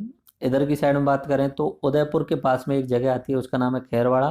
तो खैरवाड़ा में आज के समय पे भी पुलिस ट्रेनिंग सेंटर है, तो खैरवाड़ा में भी सैनिक छावनी थी। इधर की साइड में अगर हम चलते हैं तो नीमच, नीमच ये वाला इलाका है, जो आज के समय पे तो जो है वो इस तरीके से, ये देखो इन राजस्थान की बॉर्डर जा रही है इस तरीके से, राजस्थान है, इधर एमपी है। लेकिन उस समय जो आता था ये पूरा जो आता था मेवाड़ रियासत के अंदर आता था। तो यहाँ पे भी नीमच में भी सैनिक छावनी थी। और एक है डेबली टोंक में। आगे बात समझ में आपको, ये आपको ध्यान रखना है। एक बार दोबारा से देखते हैं। नसीराबाद, ब्यावर, एरनपुरा, खैरवाड़ा, नीमच और देवली, ये 6 सैनिक छावनियां थी उस समय। ओके। और ये ध्यान भी रखना मेड टुकड़ी कहाँ होगी, ऑटोमेटिक समझ में आ रहा होगा आपको, ब्यावर में मेड टुकड़ी है क्योंकि वहाँ आसपास में मेड जाती रहती है। और भील टुकड़ी कहाँ होगी, खैरवाड़ा उदयपुर वाले क्षेत्र में होगी। सैनिक छावनियाँ कौन कौन सी हुई, नसीराबाद, नीमच, व्यापार, देवली, एरनपुरा और खैरवाड़ा। गवर्नर जनरल कौन है अपने ऑल इंडिया के, गवर्नर जनरल कौन है, कैनिंग। एजीजी कौन है, पैट्रिक लॉरेंस। पॉलिटिकल एजेंट कौन है, देखो ये ध्यान रखना है कैसे भी करके पॉलिटिकल एजेंट का पूछा जाता है। 1857 क्रांति के समय भरतपुर का पॉलिटिकल एजेंट कौन था, जोधपुर का पॉलिटिकल एजेंट कौन था, मेवाड़ का पॉलिटिकल एजेंट कौन था, यानी उदयपुर का पॉलिटिकल एजेंट कौन था। ओके। मैकमोसन जोधपुर के थे, मेजर बर्टन कोटा के थे, मेजर सावर्ट जो थे उदयपुर के थे, कर्नल ईडन जो थे वो जयपुर के थे, और मैक मॉरिसन ये भरतपुर के थे। ओके। क्रांतियों की तारीख, अब क्रांतियों की तारीख देख लेते हैं। बाकी वो सबसे इंपॉर्टेंट पहले मैंने बताया 29 मार्च 1857 पहली गोली चलाई मंगल पांडे के द्वारा बैरकपुर, कहाँ पे, बंगाल वाला क्षेत्र मैंने आपको बताया था वहाँ पे चलाई। उसके बाद में फिर शुरू हुई 10 मई से। 10 मई में कहाँ हुई, दिल्ली के जस्ट ऊपर की साइड में मेरठ से। मेरठ से वो लोग क्रांतिकारी लोग दिल्ली आ गए, मतलब सभी को आह्वान किया गया था कि सभी को क्रांति करने के लिए दिल्ली जाना है और दिल्ली से इकट्ठे होकर फिर पूरे ऑल इंडिया में जो है वो अंग्रेजों को भगाना है, ठीक है। तो दिल्ली में सेंटर बना था एक तरीके से, तो मेरठ से भी लोग आएंगे दिल्ली, ठीक है। जैसे कि यहाँ पे दिल्ली है, यहाँ दिल्ली है और यहाँ मेरठ है, मेरठ से भी आएंगे। और इधर के जितने भी राजपूतों के भी राजपूताना क्षेत्र में 6 सैनिक छावनियाँ बताई हैं मैंने, जहाँ पे भी ये आंदोलन करेंगे तुरंत क्या करेंगे, आंदोलन करके वहाँ के जो अंग्रेज हैं उनको मारेंगे। अंग्रेज होते ही कितने थे, 30-40 अंग्रेज होते थे एक सैनिक छावनी में, और 2-3 हज़ार जो होते भारतीय सैनिक होते थे। वो 30-40 सैनिक उन 2-3 हज़ार लोगों पे राज करते थे। देख लो क्या पॉलिटिक्स थी उनकी। बाकी ऑल इंडिया पे उन्होंने 300 साल शासन किया। और कितने लोग थे, बुट्टीवर लोग आए थे और पूरे भारत के लोगों पर शासन करके चले गए। कमी कहीं ना कहीं भारतीय लोगों की थी। ओके। तो यहाँ पे देखिए आप, इस जगह से, जैसे यहाँ से अपना जो नीमच से भी क्रांति करेंगे तो वो उनका अगला उद्देश्य क्या होगा, उन्हें जाना है, कहाँ जाना है, दिल्ली जाना है। तो दिल्ली जाएंगे तो वो टोंक होते हुए इधर होके जाएंगे। ओके। उसके अलावा जैसे अपना नसीराबाद वाले जैसे क्रांति करते हैं तो नसीराबाद वाले भी दिल्ली जाएंगे, तो वो कहाँ होके जाएंगे, अलवर वाले क्षेत्र से होकर निकलेंगे। ओके। उसके अलावा एरनपुरा वालों को भी अगर क्रांति करनी है तो एरनपुरा वाले जो थे वो फंस गए थे अलग अलग, फिर भी उनका उद्देश्य लास्ट कहाँ जाना है, अपना दिल्ली जाना है, ठीक है। खैरवाड़ा में हुई नहीं थी क्रांति, तो खैरवाड़ा का आपको देखना ही नहीं है, ठीक है। तो जितनी भी जहाँ पे भी क्रांति हुई थी उनको कहाँ जाना है, लास्ट में दिल्ली पहुँचना है। ओके। अब बात करते हैं क्रांति के प्रमुख स्थल। अब ये सारी चीज़ें आपको समझ में आ गई, बट ये डेट याद रखना, क्रांतियाँ कौन कौन सी जगह पे कहाँ पे हुई। एग्जैक्ट डेट पूछी जाती है ऑब्जेक्टिव टाइम में। मैं ये बोल रहा हूँ इसलिए इसलिए मैंने आपको शुरू में बोला था कि मैं जो लेक्चर आपको पढ़ा रहा हूँ, जो मैटर आपको दे रहा हूँ, उसे आप पूरा पढ़ लोगे तो उससे बाहर कहीं नहीं जा सकता। ये श्योरिटी के साथ बोल रहा हूँ, इतना रिसर्च के बाद मैं आपको पढ़ा रहा हूँ, कोई दिक्कत ही नहीं आई। देखो नसीराबाद जो है 28 मई 1857 से जहाँ पे नसीराबाद में शुरू हुई है। एक बार दोबारा से यहाँ पे देखिए, मैं यहाँ पे बोला दिल्ली में ही यहाँ पे सबको पहुँचना है। तो मैंने पहली बात जो बोली थी 29 मार्च 1857 में जो है मंगल पांडे जी के द्वारा गोली चलाई गई थी। 10 मई 1857 ये कहाँ पे हुई है, उस समय क्रांति कहाँ पे शुरू हुई है, मेरठ से, ठीक है। और 11 मई को वो दिल्ली आ गए, और 11 मई को आकर के उन्होंने अपना राजा किसे बना दिया है, अपना लीडर किसे बना दिया है, अपने बहादुर शाह जफर को बना दिया है। और बहादुर शाह जफर तो एक पपेट है एक तरीके से, बट ओरिजिनली जो है बख्तावर खां जो है वो संभाल रहे हैं। ओके, उसके बाद में राजस्थान में शुरू हो रही है 28 मई से। 28 मई को कहाँ हो रही है? नसीराबाद में। फिर उसके बाद में 3 जून को, 3 जून को कहाँ पे? नीमच वाले क्षेत्र में। उसके बाद में देवली में 5 जून को। ओके, उसके बाद में एरनपुरा में 21 अगस्त को शुरू हो रही है। ओके, और इसी में एरनपुरा वाली छावनी और इस वाले क्षेत्र में, पाली वाले क्षेत्र में 2 युद्ध होते हैं इंपॉर्टेंटली। 8 सितंबर को होता है अपना बिठोड़ा का युद्ध, और 18 सितंबर को होता है चेलावास का युद्ध। दोनों युद्धों में अंग्रेजों की बहुत बुरी तरीके से पराजय हुई थी। तो ये जो है वो क्रांति का क्रम आपको याद रखना है ऑब्जेक्टिव टाइप के लिए। मैं डेट रखने के लिए तो नहीं बोलता हूँ, बट ऑब्जेक्टिव में कुछ भी पूछा जाएगा तो क्या किया जाए, 2-3 बार देख लोगे। देखो दोबारा से देख लो, एक बार ओवरव्यू में दोबारा से यहाँ से शुरू करो। 29 मार्च को मंगल पांडे के द्वारा गोली चलाई गई। 10 मई को मेरठ में क्रांति हुई। 11 मई को वो दिल्ली आ गए।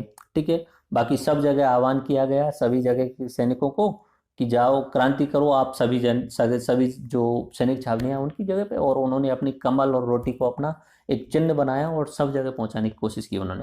तो 11 मई को दिल्ली आ गए, और बाकी जहां जहां पे भी क्रांति करनी थी सैनिकों को, उन सब का उद्देश्य कहाँ था? सबको दिल्ली बुलाओ। ओके, और दिल्ली में अपना राजा बना दिया गया है बहादुर शाह जफर को। अब हो रही है 28 मई को। ठीक है, 28 मई को कहाँ हो रही है? नसीराबाद में। उसके बाद में 3 जून को हो रही है अपनी नीमच में। देवली में हो रही है 5 जून को। एरनपुरा में हो रही है 31 अगस्त को। और यहाँ पे 2 युद्ध होते हैं, बिठोड़ा का और चेलावास का। 10 दिन का अंतर है बिठोड़ा का और चेलावास का, जिसका नेतृत्व जो करते हैं वो अपने आउवा के कुशाल सिंह, ठाकुर कुशाल सिंह नेतृत्व करते हैं, और उनका साथ देते हैं और बहुत सारे जमींदार लोग। ओके, तो देखते हैं, ये आगे चलते हैं क्रांति के प्रमुख स्थल, इनमें से सवाल भी बनते हैं। शुरुआत करते हैं नसीराबाद से। तो अभी हम संपूर्ण स्थलों पे चलने से पहले 1857 की क्रांति की राजस्थान में जो स्थल हैं उन पे चलने से पहले हम 1857 की क्रांति की जानकारी के स्रोत कौन से हैं वो देख लेते हैं। देखो, ये अपना जो होगा ऑब्जेक्टिव टाइप में ही ज़्यादा इंपॉर्टेंट होगा, और हो सकता है तो मेंस में भी कुछ 2 नंबर में पूछा जा सकता है कि कहाँ से हमें 1857 क्रांति की जानकारी मिलती है। तो इसमें 3-4 पुस्तकों के आपको नाम याद रखने पड़ेंगे और उनके लेखकों के नाम याद रखने पड़ेंगे। जैसे बी.डी. सावरकर की द्वारा जो पुस्तक लिखी गई थी, the Indian war of independence, तो इसी में पहली बार पता चला था कि 1857 की क्रांति कितने बड़े लेवल पे हुई थी। तो बी.डी. सावरकर की द्वारा लिखी गई the Indian war of independence. दूसरा, उस समय राजस्थान में एक अंग्रेज अधिकारी थे प्रीचार्ड, तो उन्होंने अपनी आंखों से देखा था सब कुछ। तो उन्होंने लिखा था द म्यूटिनीज इन राजपूताना, यानी राजपूताना में विद्रोह। म्यूटिनीज यानी राजपूताना में विद्रोह। तो एक तरीके से ये अंग्रेज़ों का दृष्टिकोण मान सकते हो, क्योंकि अंग्रेज़ अपनी बड़ाई लिखेंगे और अपने इनको तो वो जो सिपाही हैं उनको तो एक तरीके से विद्रोही मान करके उनका नेगेटिव बातें उनके बारे में बताएंगे। एस.एन. सेन की पुस्तक है 1857, 1857 उसका नाम है, और अशोक मेहता की पुस्तक है 1857 का एक महान विद्रोह। तो इन 4 पुस्तकों के आधार पे जो है हमें 1857 की क्रांति की संपूर्ण जानकारी जो है मिलती है। ओके, अब हम देखते हैं प्रमुख स्थल कौन कौन से हम यहाँ पे रखने वाले हैं। ओके, देखो डेट वाइज चलेंगे। सबसे पहले हम चलेंगे नसीराबाद विद्रोह। अच्छा, एक बार फिर से मैं आपको डेट जो है वो रिवाइज करा देता हूँ। आई थिंक मैंने यहाँ पे डेट लगाई थी। नसीराबाद में, अलवर में, नीमच में, टोंक में, अजमेर में, एरनपुरा में, इस तरीके से अपना फ्लो है। नसीराबाद में 28 मई को है, अलवर में 31 मई को है, क्योंकि नसीराबाद वाले जो हैं वो अलवर होके दिल्ली जाएंगे, क्योंकि लास्ट में अंतिम गोल कहाँ पे है उनका? दिल्ली पहुँचना है। ओके, उसके बाद में नीमच होगा 3 जून को। उसके बाद में टोंक में होगा, क्योंकि ये नीमच वाले जो है टोंक होकर के ही जाएंगे दिल्ली। ओके, एक तरीके से जैसे यहाँ पे दिल्ली है, यहाँ दिल्ली है, और इस जगह पे अपना नसीराबाद है, यहाँ पे नीमच है। तो नसीराबाद वाले जो अलवर होके जाएंगे तो अलवर में क्रांति जगा देंगे, वहाँ पे गुर्जर और मेव जो है वो क्रांति की अलग जगाएंगे। इधर के बाद में अगर नीमच वाली बात करें तो नीमच वाले जो हैं वो इधर होके टोंक होके जाएंगे, तो टोंक में भी क्रांति करेंगे। उसके बाद ऊपर की साइड में निकल जाएंगे। ओके, और अगर हम धौलपुर की बात करें तो धौलपुर में जो है वो ग्वालियर से लोग जो आ रहे हैं, ग्वालियर से जो सिपाही आ रहे हैं और दिल्ली के लिए जा रहे हैं, वो धौलपुर में क्रांति की अलग जगह करके जाएंगे। ओके, तो ये डेट जो है वो काफ़ी इंपॉर्टेंट हैं, देख लेना आप, पूरे रटने की कोशिश कर लेना अगर हो सके तो। 28 मई को नसीराबाद में, ये नसीराबाद वाले अलवर पहुँचते हैं 31 मई को, तो अलवर में क्रांति होती है। नीमच में 3 जून को है, ये नीमच वाले टोंक में पहुंचते हैं। 10 जून को तो ये देवली में पहुंचते हैं, तो देवली में करते हैं, और 14 जून को ये टोंक में पहुंच जाते हैं। तो 10 से 14 जून तक होता है। देवली जो है टोंक का हिस्सा है। अजमेर में जो 9 अगस्त को एक दिन ही होता है थोड़ा सा, उसे थोड़ी देर में दबा दिया जाता है। एरनपुरा का इधर की साइड में सबसे ज़्यादा इंपॉर्टेंट है। एरनपुरा के 31 अगस्त से शुरू होता है, उसके बाद में आउआ के कुशाल सिंह इनमें शामिल हो जाते हैं। तो बिठोड़ा का युद्ध होता है 8 सितंबर को, ध्यान रखना है। अगस्त के बाद सितंबर आ रहा है। उसके बाद चेलावास का 10 दिन बाद होता है 18 सितंबर को। धौलपुर में ये ग्वालियर से जो आए हुए थे, जो दिल्ली के लिए जा रहे थे, तो 15 अक्टूबर को करवाते हैं। कोटा में 25 अक्टूबर को किया जाता है। कोटा में सबसे सुव्यवस्थित ढंग से होती है। तो एक एक करके देखेंगे हम। नसीराबाद से शुरू करेंगे, अलवर देखेंगे, नीमच देखते हैं, टोंक, अजमेर, एरनपुरा, आउआ क्रांति देखेंगे, उधर की साइड में बिठोड़ा चेलावास युद्ध देखेंगे, धौलपुर और कोटा की साइड में हम चलेंगे। ओके, तो पहले नंबर से हम लेते हैं नसीराबाद में विद्रोह। ये होता है 28 मई 1857, ठीक है। और बाकी शुरू से एक बार और दोबारा रिवाइज करा रहा हूँ लास्ट में। 29 मार्च को अपना मंगल पांडे जी के द्वारा गोली चलाई गई थी। ह्यूसन और जनरल बाग की हत्या की गई थी। उसके बाद में 10 मई से शुरू हो रहा है मेरठ में, और उसके बाद में 11 मई को हो रहा है दिल्ली में, और यहाँ पे अपने राजस्थान में जो शुरू हो रहा है वो नसीराबाद में हो रहा है। 6 सैनिक छावनियाँ थी, मैंने आपको 6 सैनिक छावनियों की लोकेशन बता दी है। देखो, अजमेर में 15वीं बंगाल नेटिव इन्फेंट्री तैनात थी, जो उस समय मेरठ से आई थी।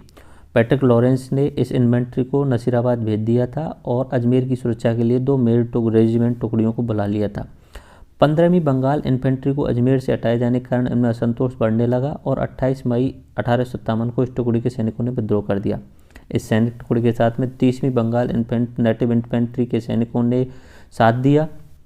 सैनिकों ने मेजर स्पोटिस वुड और न्यूबरी नामक अंग्रेज अधिकारियों की हत्या कर दी। छावनी को लूटते हुए दिल्ली को रवाना हो गए और 18 जून को दिल्ली पहुंचकर अंग्रेजी सेना पर आक्रमण करके उसे वहां पे पराजित किया। तो दिल्ली में तो वो सब इकट्ठे होकर के चले गए थे। ओके, देखो यहाँ पे अपना अजमेर में यहाँ पे अपना ये पहले मैं अजमेर बताता हूँ आपको। अजमेर थोड़ा सा ऊपर यहाँ अजमेर है और नीचे की साइड में थोड़ा सा यहाँ पे नसीराबाद है। ओके, एक जो है वो उसका नाम है 15वीं Bengal native infantry. Okay, Bengal native infantry, okay, पैदल सैनिक टुकड़ी जिसे बोला जाता है, नेटिव पैदल सैनिक टुकड़ी। ये जो 15वीं जो बंगाल नेटिव इन्फेंट्री थी यहाँ अजमेर में लगी हुई थी। अजमेर में प्रॉपरली अजमेर में, अजमेर अलग है नसीराबाद अलग है, दोनों ध्यान रखना। अजमेर के पास में है नसीराबाद और यहीं पे ब्यावर भी है, वो भी अजमेर ज़िले का हिस्सा ही है लेकिन एक अलग स्थान है वहाँ से। ओके, तो ये 15वीं बंगाल इन्फेंट्री कहाँ थी? अजमेर में थी। अब यहाँ पे एजीजी कौन है अपने राजस्थान में? एजीजी कौन है? Patrick Lawrence. पैट्रिक लॉरेंस की जो रहता है वो 2 जगह रहता है। पैट्रिक लॉरेंस वो 2 जगह निवास स्थान करता है। एक तो वो रहता है अजमेर में, दूसरा वो रहता है अपना माउंट आबू सिरोही में। 1832 में शुरू हुआ था। उस समय कौन थे? लॉर्ड लॉकेट थे। ओके, और इस समय पैट्रिक लॉरेंस हैं। तो 1857 के समय पे पैट्रिक लॉरेंस हैं। उन्होंने अपनी सुरक्षा के लिए, अंग्रेज़ों की सुरक्षा के लिए इस 15वीं बंगाल इन्फेंट्री को हटा दिया और वो उसे नसीराबाद भेज दिया। कहाँ भेज दिया? नसीराबाद भेज दिया। कारण क्या दिया? मतलब अंग्रेज ने क्या सोचा कि भाई 10 मई को वहाँ पे क्रांति हो चुकी है मेरठ में, और ये जो 15वीं बंगाल इन्फेंट्री के जो लोग थे वो मेरठ से ही यहाँ पे आए हुए थे। यहाँ पे उनका ट्रांसफ़र किया हुआ था और वो यहाँ पे आके रहने लगे थे इस जगह पे। तो उसके बाद में यहाँ पे जो रहने लगे थे तो इन्होंने, अंग्रेज़ों ने उसे ट्रांसफ़र कर दिया। इससे असंतोष बढ़ा उनका, इससे असंतोष बढ़ा और उन्होंने यहाँ ब्यावर से 2 मेल टुकड़ियाँ बुला ली अपनी सेना के लिए इस तरीके से। तो यहाँ पे असंतोष बढ़ गया था सैनिकों के बीच में। तो सैनिकों ने कब विद्रोह कर दिया? 28 मई को विद्रोह कर दिया। 15वीं नेटिव इन्फेंट्री है, साथ में 30वीं बंगाल नेटिव इन्फेंट्री ने भी इसका साथ दिया था। ओके, मेरठ से आए थे। एक कारण ये भी अंग्रेज़ों में भय पैदा कर रहा था कि मेरठ से आए, कहीं ना कहीं इनमें विद्रोह की चिंगारी हो सकती है। दूसरा ये भी था कि ये बंगाल नेटिव इन्फेंट्री थी तो सबसे पहले जो शुरुआत हुई थी वो बैरकपुर बंगाल से हुई थी मंगल पांडे के द्वारा। ठीक है, तो इन्हें अंग्रेज़ों को डर था इसलिए इन्हें ट्रांसफ़र किया था और इन्होंने 30वीं बंगाल नेटिव इन्फेंट्री का साथ मिला। तो मेजर स्पोटिस और न्यूबरी नामक अंग्रेज़ों की हत्या करते हुए दिल्ली के लिए रवाना हो गए और 18 जून को ये दिल्ली पहुंचे थे। रास्ते में 28 मई को यहाँ पे किया है इन्होंने नसीराबाद में। रास्ते में अलवर होके जा रहे हैं तो 31 मई को अलवर में इनका मेव और गुर्जर जो हैं वो इनका साथ देते हैं। तो क्रांति जो है अलवर में इनके द्वारा की जा रही है। नसीराबाद के सैनिक जो हैं वो वहाँ पे ज्वाला जगाते हैं और मेव और गुर्जर जो है वहाँ पे क्रांति करते हैं। तो ये पहला हुआ अपना 28 मई को नसीराबाद वाला। आ गया बात समझ में? तो अब हम अगले पे चलते हैं। अगला कौन सा है? अपना नसीराबाद देख लिया, उसके बाद में अलवर का देख लिया। अलवर का कुछ ज़्यादा आपको याद नहीं रखना है, बस इतना है कि गुर्जर और मेव लोगों ने वहाँ पे क्रांति की अलग जगाई थी। अब बात करते हैं नीमच में विद्रोह 3 जून 1857 में। ओके, पहले ये पूरा पढ़ लेते हैं, उसके बाद में हम एक मैप लगा करके नीमच के विद्रोह को भी समझने की कोशिश करते हैं। देखो, नीमच छावनी मध्य प्रदेश में स्थित थी, लेकिन इस छावनी पर नियंत्रण मेवाड़ का पॉलिटिकल एजेंट सावर्ट्स करता था। ओके, तो अपना मैंने बताया था उदयपुर वाले क्षेत्र का या मेवाड़ का जो पॉलिटिकल एजेंट कौन है? सावर्ट्स। एजीजी कौन है पूरे राजपूताना का? Patrick Lawrence. कर्नल एबॉट जो था वो नीमच छावनी के अंदर था। कर्नल एबॉट जो वहाँ का सर्वोच्च अधिकारी था, कर्नल एबॉट। ओके, यहाँ पर विद्रोह होने की वजह से नीमच छावनी के सैनिकों को वफादारी की शपथ दिलवाई। बात चल रही है 3 जून की, क्योंकि पहले 2 जगह विद्रोह हो चुके हैं। 10 मई को मेरठ में, फिर 28 मई को नसीराबाद वालों ने कर दिया है। सूचना यहाँ पहुँच गई है। तो फिर इन्हें कर्नल एबॉट जो वहाँ पे नीमच में थे, वहाँ पे उन्हें शक था कि कहीं ऐसा ना हो कि ये भी विद्रोह कर सकें। तो पहले उन्होंने कहा कि चलो वफादारी की इनसे शपथ दिलवा लेते हैं। तो 2 व्यक्ति थे, मोहम्मद अली बेग और हीरा सिंह। इन 2 व्यक्तियों ने वहाँ पे क्रांति का जो है बीड़ा उठाया था। तो मोहम्मद अली बेग ने वापस से पूछा, क्या अंग्रेजों ने अपनी शपथ का पालन किया? क्या आपने अवध को हड़प नहीं लिया? इसलिए भारतीय भी अपनी शपथ का पालन करने के लिए बाध्य नहीं है, उन्होंने ये बोला। मोहम्मद अली बेग जो था वो खुद अवध से था और अवध के राजा का जो शासन था, कुशासन के आधार पर अंग्रेजों ने हड़प लिया था। एक तरीके से छल कपट करते हुए हड़पा था। तो अंग्रेजों ने अपनी जो खुद की शपथ का पालन नहीं किया था। तो यहाँ मोहम्मद अली बेग ने उससे सवाल कर लिया, किससे? कर्नल एबॉट से, कि आप तो हमें शपथ दिला रहे हो, बट आपने क्या शपथ का पालन किया? और अंग्रेजों का जवाब जो था वो मौन था। उसी के विरोध में 3 जून को 1857 में नीमच के सैनिकों ने मोहम्मद अली बेग तथा हीरा सिंह के नेतृत्व में विद्रोह कर दिया। छावनी को लूटते हुए देवली व आगरा के रास्ते दिल्ली की ओर प्रस्थान किया। ओके, ठीक है। मेजर सावर्ट्स ने अपनी सेना सहित विद्रोहियों का पीछा करते हुए शाहपुरा पहुंचा था, लेकिन वहां के शासक ने अंग्रेजों के लिए दुर्ग का दरवाजा नहीं खोला था। इसमें एक गांव का नाम आता है डुंगला गांव। क्रांतिकारियों ने नीमच से बचकर भागे 40 अंग्रेज अधिकारियों तथा उसके परिवारजनों को डुंगला गांव चित्तौड़गढ़ में रूगाराम किसान के घर में बंधक बना लिया था। मेजर सावर्ट्स ने इन अंग्रेजों को यहां से मुक्त करवाया, उदयपुर पहुंचाया, जहां महाराणा स्वरूप सिंह ने इन्हें पचोला जेल के जंग मंदिर में इनको शरण दी और इनकी देखभाल की जिम्मेदारी गोकुलचंद मेहता को दी गई। ओके, अब ये सब समझने के लिए मैं दोबारा से यहाँ पे एक राजस्थान का मैप लगा देता हूँ। ओके, ये अपने राजस्थान का मैप है। सबसे पहले हम देखते हैं नीमच। नीमच कहाँ पे? यहाँ पे। ओके, एमपी वाला क्षेत्र का हिस्सा है, बट उस पर जो कंट्रोल है वो कहाँ के द्वारा किया जा रहा है? यहाँ पे जो एजेंट है सावर्ट्स, पॉलिटिकल एजेंट है अपना मेवाड़ में सावर्ट्स। और यहाँ पे जो नीमच में बात चल रही है 3 जून की, उससे पहले 2 जगह विद्रोह हो चुका है। 28 मई को जो हुआ है अपना नसीराबाद में, 31 मई को अपने अलवर में, उससे पहले भी 10 मई को अपने मेरठ में। तो यहाँ का जो अधिकारी था उसका नाम था कर्नल एबॉट। कर्नल एबॉट ने वहाँ के सैनिकों को बुला करके उनकी वफादारी की जो है वो कसम खिलाने की कोशिश की। हिंदुओं के लिए गीता की कसम और मुसलमानों के लिए कुरान की कसम। अब वफादारी की कसम खिलाने के लिए उन्हें बुलाया। मोहम्मद अली बेग जो था वो अवध का था। उसने खुद सवाल पूछ लिया एबॉट से कि आप बताइए, क्या आपने अपनी कसम का पालन किया? आपने बोला था कि हम किसी भी राज्य को नहीं मिलाएंगे। आपने अवध को छल कपट करते हुए कुशासन का नाम लेकर के अवध को मिला लिया और अवध के राजा जो था वहाँ की जनता के प्रति उसकी अच्छी छवि थी। तो इसने सवाल किया, कर्नल एबॉट शांत रहा। इसके विरोध में 3 जून को वहाँ पे नीमच में जो है उन्होंने विद्रोह कर दिया और सैनिकों को भगाना या मारना शुरू कर दिया, लूटपाट करनी शुरू कर दी। कहाँ पे? अपना नीमच में। ओके, नीमच में। इस घटना को देखते ही अंग्रेज रह रहे थे वहाँ 40 के आसपास अंग्रेज सदस्य थे, उनकी फैमिली थी, सब मिलाकर के 40 थे। जैसे ही उन्होंने विद्रोह किया, शुरुआत में मारपीट की होगी, उसके बाद में अंग्रेज जो थे वो भाग करके चित्तौड़ में पहुंच गए। चित्तौड़ में एक गांव है, गांव का नाम है डुंगला। ठीक है, डुंगला गांव। यहाँ पे डुंगला गांव में एक किसान था रूगाराम। उस रूगाराम के पास में जाकर के उन 40 अंग्रेजों ने शरण ली। उसके पास में उसके घर में जाकर के उन्होंने शरण ली थी 40 किसानों ने। ये क्रांतिकारी उनके पीछे से आ रहे थे। क्रांतिकारियों ने इस 40 जो अंग्रेज थे इनका घेरा लगा रखा था।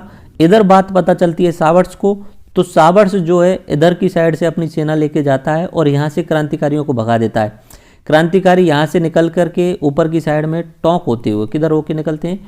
टोंक होते हुए और इधर की साइड में फिर वो धौलपुर से आगरा जाते हैं इधर की साइड में, और कहाँ जाना है उन्हें, अंतिम उद्देश्य कहाँ है उनका, अंतिम उद्देश्य उन्हें कहाँ पहुँचना है, दिल्ली पहुँचना है, वहाँ क्रांतिकारियों को जाना है। तो क्रांतिकारी यहाँ से इधर की साइड में जा रहे हैं। यहाँ से सावर्ट्स, ये सावर्ट्स सेना लेके आया है। सावर्ट्स अपने 40 लोगों को छुड़ा करके यहाँ उदयपुर बुला लेता है। उदयपुर में पिछोला झील है, पिछोला झील में जग मंदिर, वहाँ पे उन्हें ठहरा देता है। कहाँ पे ठहरा देता है, उन्हें मुक्त करा करके उदयपुर पिछोला झील में जग मंदिर में शरण दिलवा देता है, और उसकी जो जिम्मेदारी दी गई है उनको देखभाल करने की गोकुल चंद मेहता नाम के एक व्यक्ति को दे दी।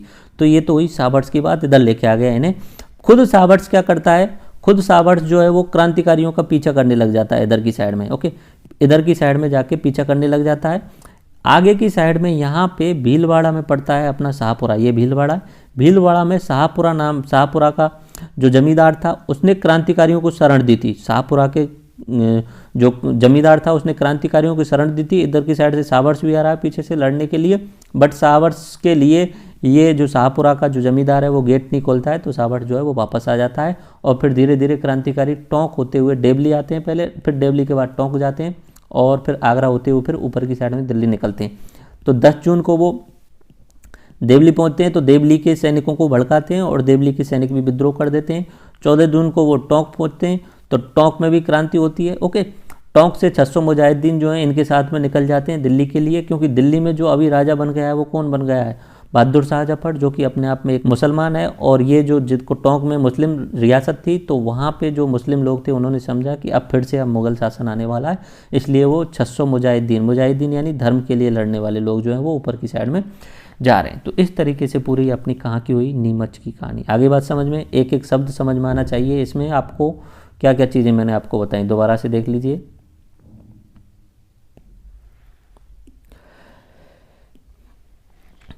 नीमच विद्रोह 3 जून 1857 का, ठीक है। विद्रोह में समय पे यहाँ पे कौन है, पॉलिटिकल एजेंट कौन है, पॉलिटिकल एजेंट है सावर्ट्स, जो कहाँ बैठता है, वो उदयपुर मेवाड़ में बैठता है। ओके, नीमच में अधिकारी कौन है, कर्नल एबॉट, ठीक है। क्रांति का नेतृत्व मोहम्मद अली बेग और हीरा सिंह के द्वारा किया जा रहा है। ओके, क्रांति कब हो रही है, 3 जून 1857 को। ओके, डुंगला गांव का क्या महत्व है, क्योंकि जो 40 अंग्रेज अधिकारी हैं वो भाग करके डुंगला गांव में आ रहे हैं रूगाराम किशन के घर में, और उन्हें बाद में बाहर से बंधक बना लेते हैं कौन, क्रांतिकारी।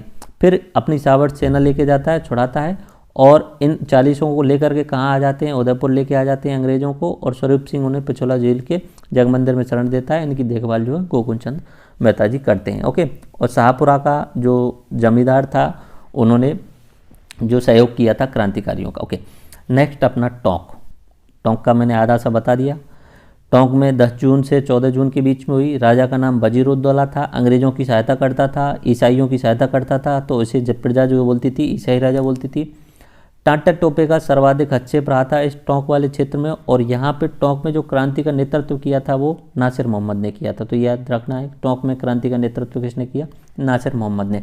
प्रजा ने क्रांतिकारियों का सहयोग किया था, महिलाओं ने भी भाग लिया था, और 600 मुजाहिदीन यहाँ से दिल्ली के लिए गए थे क्रांतिकारियों के साथ में। तो ये अपनी टोंक की क्रांति हुई।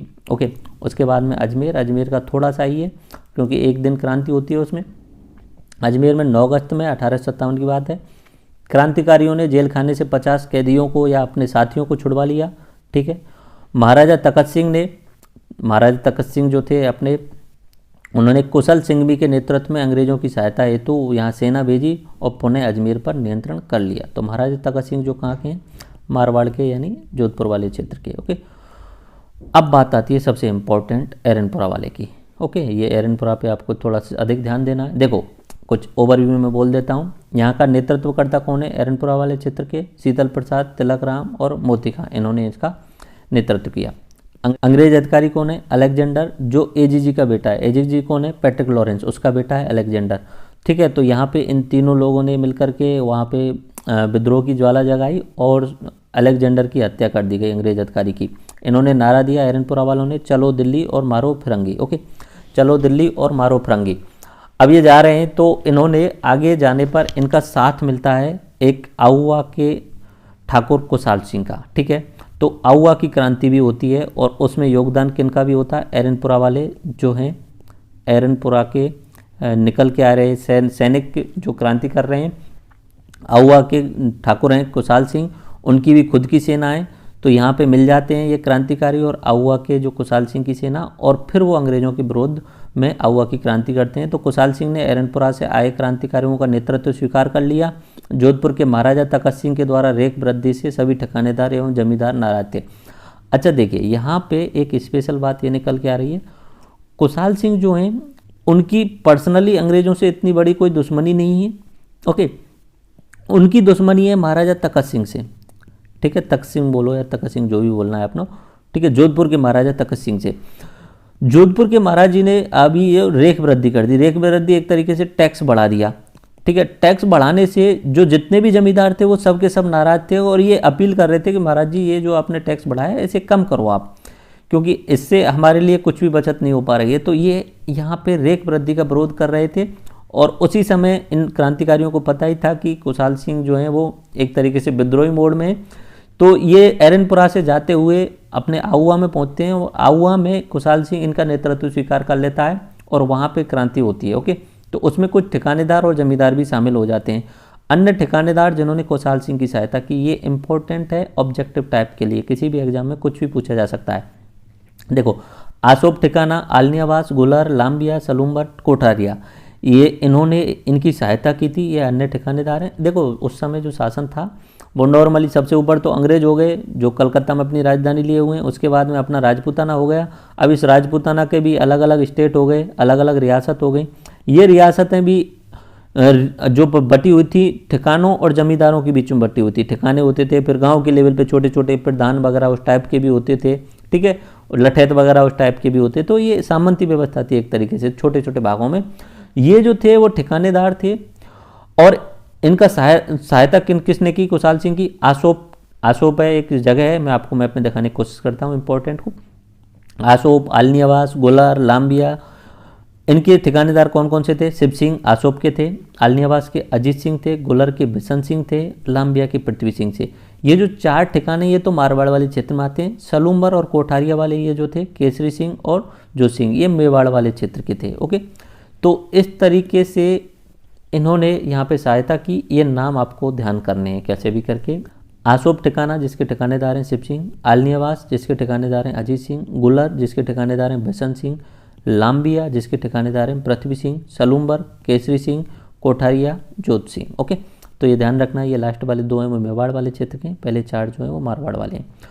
कुशाल सिंह के नेतृत्व में क्रांतिकारियों ने 2 युद्धों में अंग्रेज सेना व जोधपुर की राजकीय सेना को हराया। बिठोड़ा के युद्ध में 8 सितंबर 1857 को, पाली में ये जगह, कुशाल सिंह और क्रांतिकारी एक साइड में थे। दूसरी साइड में क्या हुआ? दूसरी साइड में जोधपुर के महाराजा ने ओनाड सिंह के नेतृत्व में सेना भेजी और साथ दिया अंग्रेजों की सेना का नेतृत्व करने वाले हितकोट में। तो एक साथ में थे जोधपुर के ओनाड सिंह और दूसरी साथ में अंग्रेजों का नेतृत्व कर रहे थे हितकोट, और इधर की साइड में कौन थे? कुशाल सिंह की सेना और क्रांतिकारी। और इसमें क्या हुआ कि इसमें ये ओनाड सिंह मारा गया और कुशाल सिंह की यहाँ पे जीत हुई। ओके, तो यहाँ पे क्रांतिकारी जीत गए बिठौड़ा के युद्ध में 8 सितंबर 1857 में।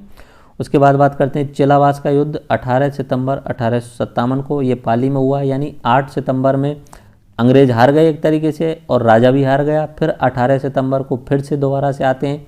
फिर से कौन आता है? पैट्रिक लॉरेंस आता है अंग्रेजी सेना लेके, और उनके साथ में मैकमोहसिन आता है जोधपुर वाली सेना। यानी पिछली वाला जो युद्ध हुआ था उसमें ओनाड सिंह जो आया था वो जोधपुर की सेना लेके आया था, बट इस बार अंग्रेजों ने खुद ने कहा कि हम नेतृत्व करेंगे जोधपुर सेना का। तो मैकमोहसिन जो करता है वो नेतृत्व करता है ओनाड सिंह जोधपुर सेना का, और पैट्रिक लॉरेंस जो नेतृत्व करता है अंग्रेज सेना को। इधर की साइड में कुशाल सिंह और क्रांतिकारी हैं।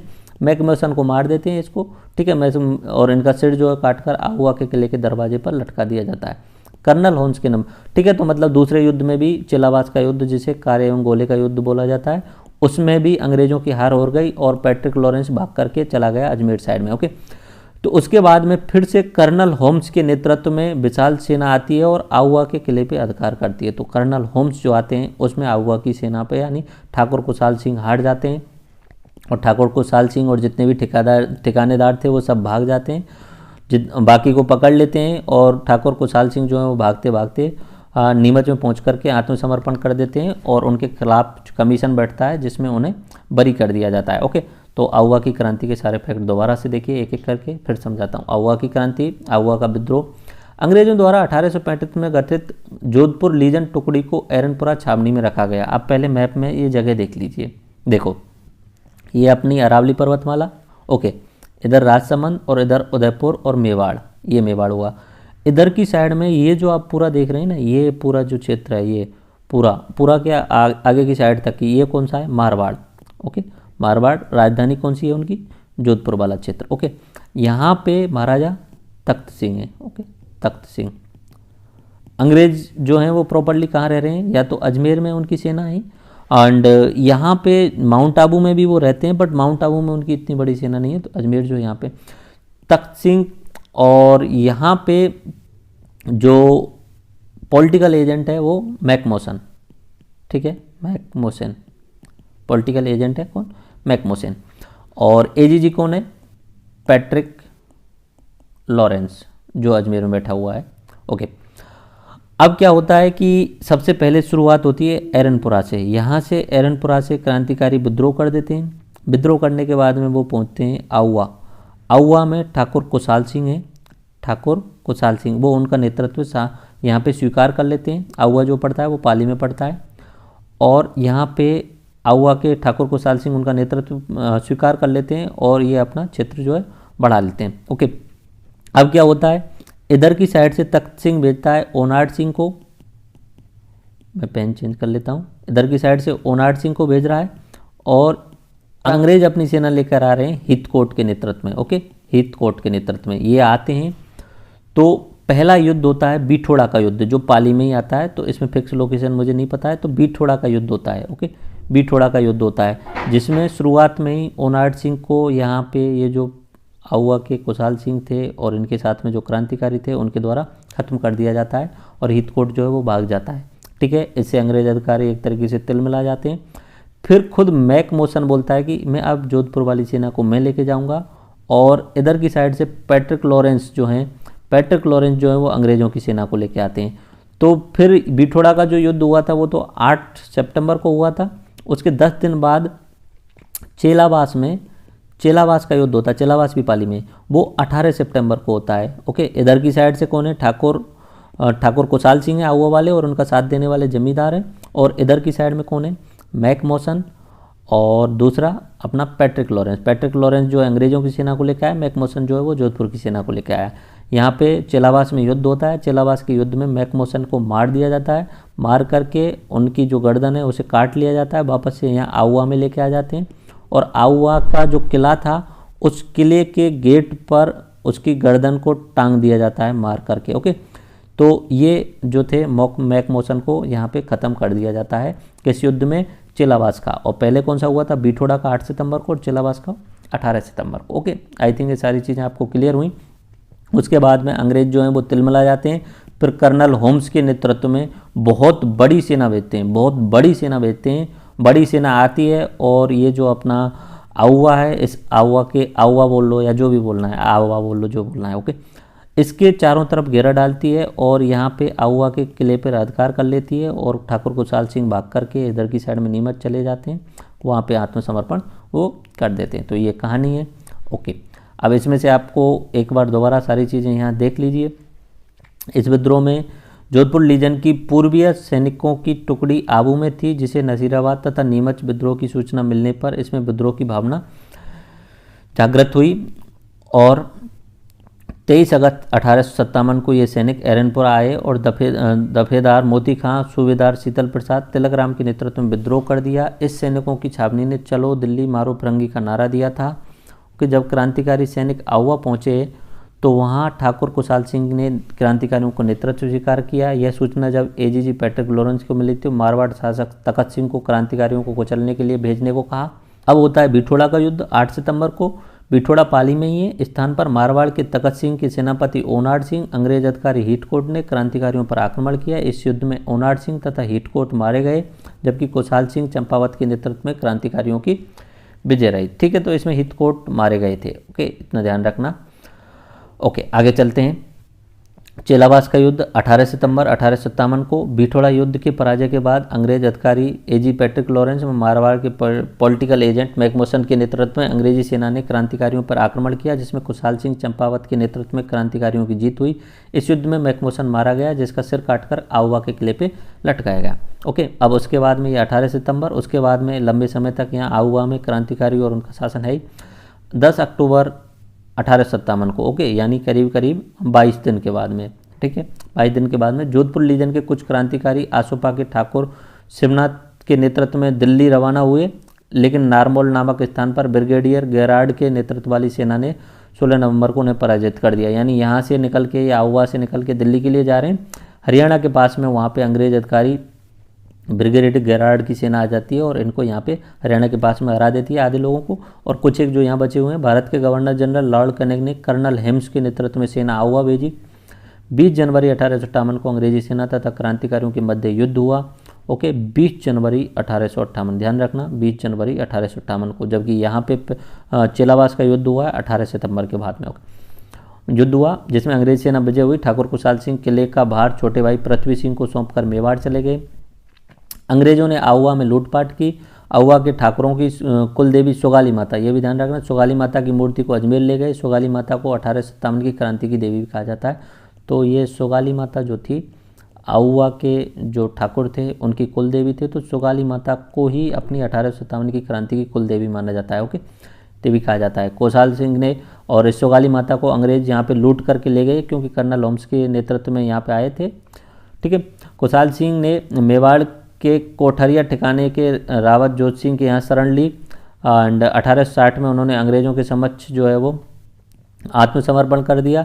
मेजर टेलर की अध्यक्षता में यहाँ पे उनके खिलाफ जांच से नियुक्त किया गया और खुशहाल सिंह ने बिना 1860 में खुशहाल सिंह को बिना शर्त के रिहा कर दिया गया। ओके, तो मेजर टेलर थे जिन्होंने खुशहाल सिंह के खिलाफ जो कमीशन बनाया गया था उनकी जांच करने के लिए कि इन्होंने क्या क्या विद्रोह किया है और क्या क्या इनको सज़ा देनी चाहिए, तो मेजर टेलर ने इन्हें बरी कर दिया। बरी करने का एक कारण ये भी माना जाता है कि शायद ये अंग्रेज़ों के खिलाफ नहीं थे। खुशहाल सिंह जो थे वो अंग्रेज़ों के खिलाफ नहीं थे, वो वहाँ के राजा के खिलाफ थे रेख वृद्धि के कारण। ओके, शायद ये कारण जो रहा होगा वो बरी कर दिया होगा। बाकी अंग्रेज़ों ने किसी भी भारतीय को कभी भी बरी नहीं किया, भले ही उसकी गलती हो या नहीं हो। ये पहला केस है इसमें। ओके, ये कुछ एक इम्पोर्टेंट इमेज है यहाँ पे 1857 के आउवा के किले में। इसी पर अंग्रेज़ों के जो अधिकारी थे मैकमोसन, जिसकी हत्या करके वो यहाँ पे टांगा गया था। ये आउवा का किला है, आउवा का किला। ओके, ये अपने मूर्ति लगी हुई है, ठाकुर खुशहाल सिंह की मूर्ति है, और ये जो है अपनी 1857 की क्रांति की देवी जिन्हें बोला गया है सोगाली माता। ओके, सोगाली माता बोल लो या काली माता बोल लो। ओके, काली माता बोल सकते हो आप इसे। ओके, अब ऐसे सोगाली नाम इसलिए पड़ गया होगा, शायद ये काली माता थी और काली से ही एक शब्द निकल के आता है सोगली। हमारे यहाँ पे एक शब्द बोलते हैं नॉर्मली, ठीक है, तो सोगली का मतलब होता है थोड़ा सा जो बुरा लगे उस टाइप में, तो सोगली से शायद इसका अपभ्रंश होकर सोगाली माता हो गया। तो ये सोगाली माता है, ये 1857 की क्रांति की देवी इन्हें बोला जाएगा, 1857 क्रांति की देवी। और ये ठाकुर सिंह, इसके लूट करके अंग्रेज कहाँ ले गए, अजमेर लेके चले गए थे। ओके, अब चलते हैं आगे।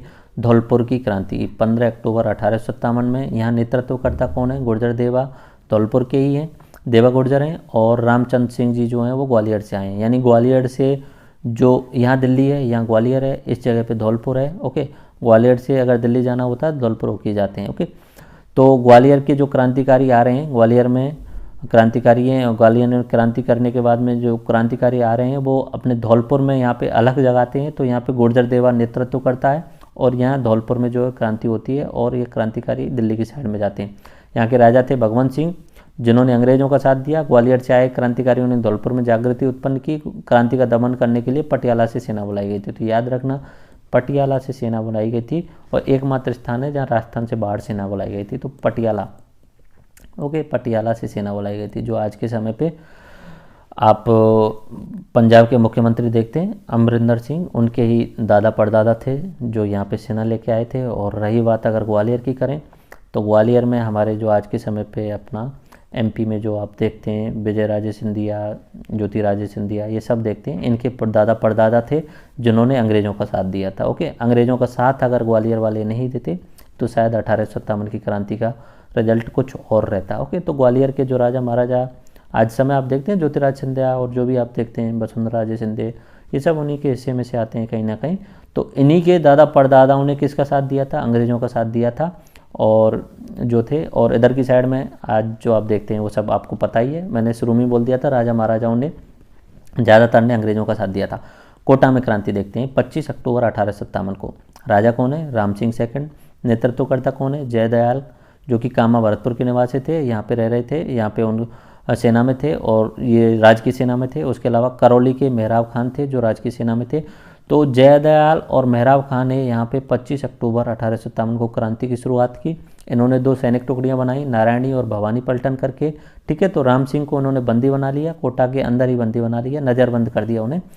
और यहाँ का जो पॉलिटिकल एजेंट था मेजर बर्टन, उसकी हत्या कर दी गई, उसको ख़त्म कर दिया गया और 6 महीने तक क्रांतिकारियों का कोटा पर राज रहा।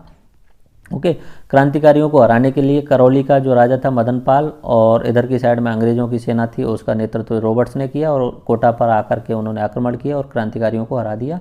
तो 6 महीने बाद में कोटा जो है वो वहाँ से जो क्रांतिकारियों से उन्होंने मुक्त करा लिया। ओके, तो कोटा में विद्रोह, 1857 के विद्रोह में कोटा का सर्वाधिक महत्वपूर्ण योगदान रहा। यहाँ पर अंग्रेज़ों के विरुद्ध संघर्ष राजकीय सेना तथा आम जनता के द्वारा किया गया। कोटा का पॉलिटिकल एजेंट मेजर बर्टन था, जो नीमच के विद्रोह को शांत करके अक्टूबर 1857 में कोटा पहुंचा था। ओके, 1857 में 15 अक्टूबर को जयदयाल, मेहराब खान और हरदयाल के नेतृत्व में कोटा में विद्रोह आरंभ हुआ। विद्रोहियों ने मेजर बर्टन, उसके 2 पुत्रों और डॉक्टर सैडलर की हत्या कर दी। मेजर बर्टन का सिर काट करके सारे शहर में घुमाया गया। विद्रोहियों ने कोटा महाराव राम सिंह द्वितीय को महल में नज़रबंद कर दिया और राज्य के तोपखाने पर अधिकार कर लिया। ओके, तो ये विद्रोहियों के द्वारा किया जा रहा है। इस प्रकार संपूर्ण कोटा रियासत को क्रांतिकारियों ने अपने अधीन कर लिया। अच्छा, यहाँ पे आप देख रहे होंगे ना, तो मेजर बर्टन को भी उन्होंने एक गर्दन काट के पूरे शहर में घुमा रहे हैं। उधर की साइड में मैंने आपको बताया था मैक मोशन को भी आउवा के किले पे लटका दिया गया गर्दन काट के। तो ये मतलब ऐसा क्रूरपन दिखाने के लिए नहीं है, बस ये इस तरीके से दिखाने के लिए, अपने लोगों में जोश भरने के लिए कि हाँ भाई अंग्रेज़ जो है वो अजय नहीं है। एक्चुअली में अंग्रेज़ों ने भारत में सबसे बड़ी जो मिसकॉन्सेप्शन बना रखी कि भाई अंग्रेज़ जो हैं वो अपने आप में सुपीरियर हैं। अंग्रेज़ों ने ऐसे सिद्ध कर रखा था कि हम तो हैं वो बड़े ही हैं भाई, बर्थ बड़े हैं, हमारी कास्ट ही बड़ी है, भारतीय लोग जो हैं वो तुच्छ हैं और नीच लोग हैं। ये सोच बना रखी थी, आप ऊंचे पोस्ट ले ही नहीं सकते और आप हमें हरा नहीं सकते। अंग्रेज अपने आप को सुपीरियर बोलते थे। ओके, तो ये जो वो करते थे तो लोगों में उस डर को निकालने के लिए करते थे कि देखो हम अंग्रेजों को मार के इनके यहाँ पे गर्दन काट करके आपके सामने देख रहे हैं। मेजर जनरल रॉबर्ट्स के नेतृत्व में अंग्रेजी सेना कोटा पहुंची और क्रांतिकारियों को 30 मार्च 1858 को पराजित कर दिया। कोटा को क्रांतिकारियों से मुक्त कराने हेतु मदन पाल ने करौली के शासक थे सेना भेजी थी। इस प्रकार 6 माह बाद महाराव को कोटा राज्य पुनः प्राप्त हुआ। कौन है? राम सिंह सेकंड। जयदयाल तथा मेहराब खान को फांसी दे दी गई। कोटा में सर्वाधिक व्यापक तथा भीषण संघर्ष हुआ। राजस्थान में अन्य कहीं भी इतना सुनियोजित संघर्ष नहीं हुआ था, क्योंकि उन्होंने पूरी पहले ही टुकड़ियाँ बनाई थी। ओके, और उसके बाद 6 माह तक कंटिन्यू शासन रहा था। मेजर बर्टन की हत्या में कोटा महाराव के शामिल होने की जांच करने के लिए लॉर्ड रॉबर्ट की अध्यक्षता में आयोग का गठन किया गया, जिसमें महाराव को निर्दोष बताया गया। ओके, तो ये आप देख लीजिए, कुछ इमेजेज पेंटिंग्स बनाई गई हैं। ये अपना कोटा वाला क्षेत्र है। ओके, और कहाँ से इनके लिए मदन पाल कहाँ से आता है अंग्रेज़ों की सहायता करने के लिए? मदन पाल जो आता है वो करौली से आता है। अच्छा, अंग्रेज़ क्या करते थे? जैसे ही करौली से आया यहाँ पे मदन पाल, अंग्रेज़ आए थे और इन्होंने हरा दिया क्रांतिकारियों को। तो मदन पाल, एक जो करौली छोटी रियासत थी, मदन पाल की तोपों की संख्या बढ़ा दी, 17 तोप कर दिए। तो इस तरीके से अंग्रेज़ जो थे राजाओं को बस कुछ नहीं, तोपों की संख्या बढ़ा दी, सलामी दे दी। बाकी तो फिर भी अंग्रेज़ जो तब आते थे तब राजाओं को सिर झुका के बैठना पड़ता था, कोई वैल्यू नहीं थी अंग्रेज़ों के सामने राजाओं की। ठीक है, धौलपुर में विद्रोह। राव रामचंद्र हीरालाल के नेतृत्व में ग्वालियर व इंदौर के केंद्र क्रांतिकारी सैनिकों ने स्थानीय सैनिकों के साथ मिलकर विद्रोह किया, धौलपुर रियासत पर अधिकार कर लिया।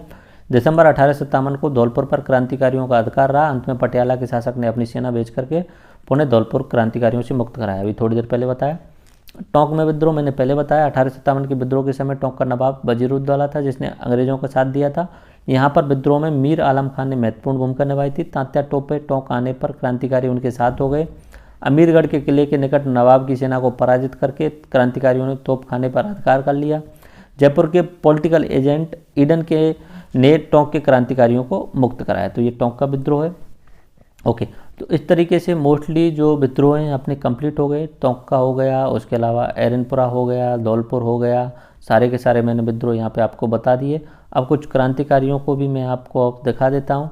देखो मैंने विद्रोह तो सारे बता दिए, कौन कौन से विद्रोह थे। वो नज़ीराबाद का हुआ वो बता दिया 28 मई को, अलवर का 31 मई को, नीमच का 3 जून को, सारी चीज़ें मैंने बताई थी आपको। रोगाराम किसान भी बताया था, डोगला गांव भी बताया था, टोंक बता दिया ये जाते हुए। अजमेर का मैंने बता दिया एक दिन का। एरनपुरा का सबसे ज़्यादा इंपॉर्टेंट है। एरनपुरा के क्रांतिकारी कहाँ जाते हैं? आहुआ के कुशाल सिंह के पास में 2 युद्ध होते हैं, बिठोड़ा का, चेलावास का, धौलपुर और कोटा के। ये विद्रोह सारे हमने बता दिए। अब कुछ एक दो इंपॉर्टेंट क्रांतिकारी जो यहाँ पे पढ़ना जरूरी होता है, जिनके बारे में स्पेशली देखना होता है।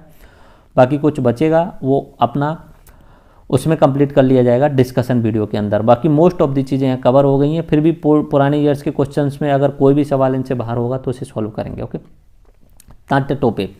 देखो तात्या टोपे का पूरा नाम जो मूल नाम था रामचंद्र पांडुरंग था। 1857 की क्रांति में ग्वालियर का विद्रोही नेता था। ओके, तात्या टोपे सर्वप्रथम 8 अगस्त 1857 को भीलवाड़ा आया था। 9 अगस्त 1857 को कुआड़ा नामक स्थान पर जनरल रॉबर्ट्स की सेना ने तात्या टोपे को पराजित कर दिया, तो तात्या टोपे वापस चलेगा। भीलवाड़ा क्षेत्र से प्रवेश किया था उसने।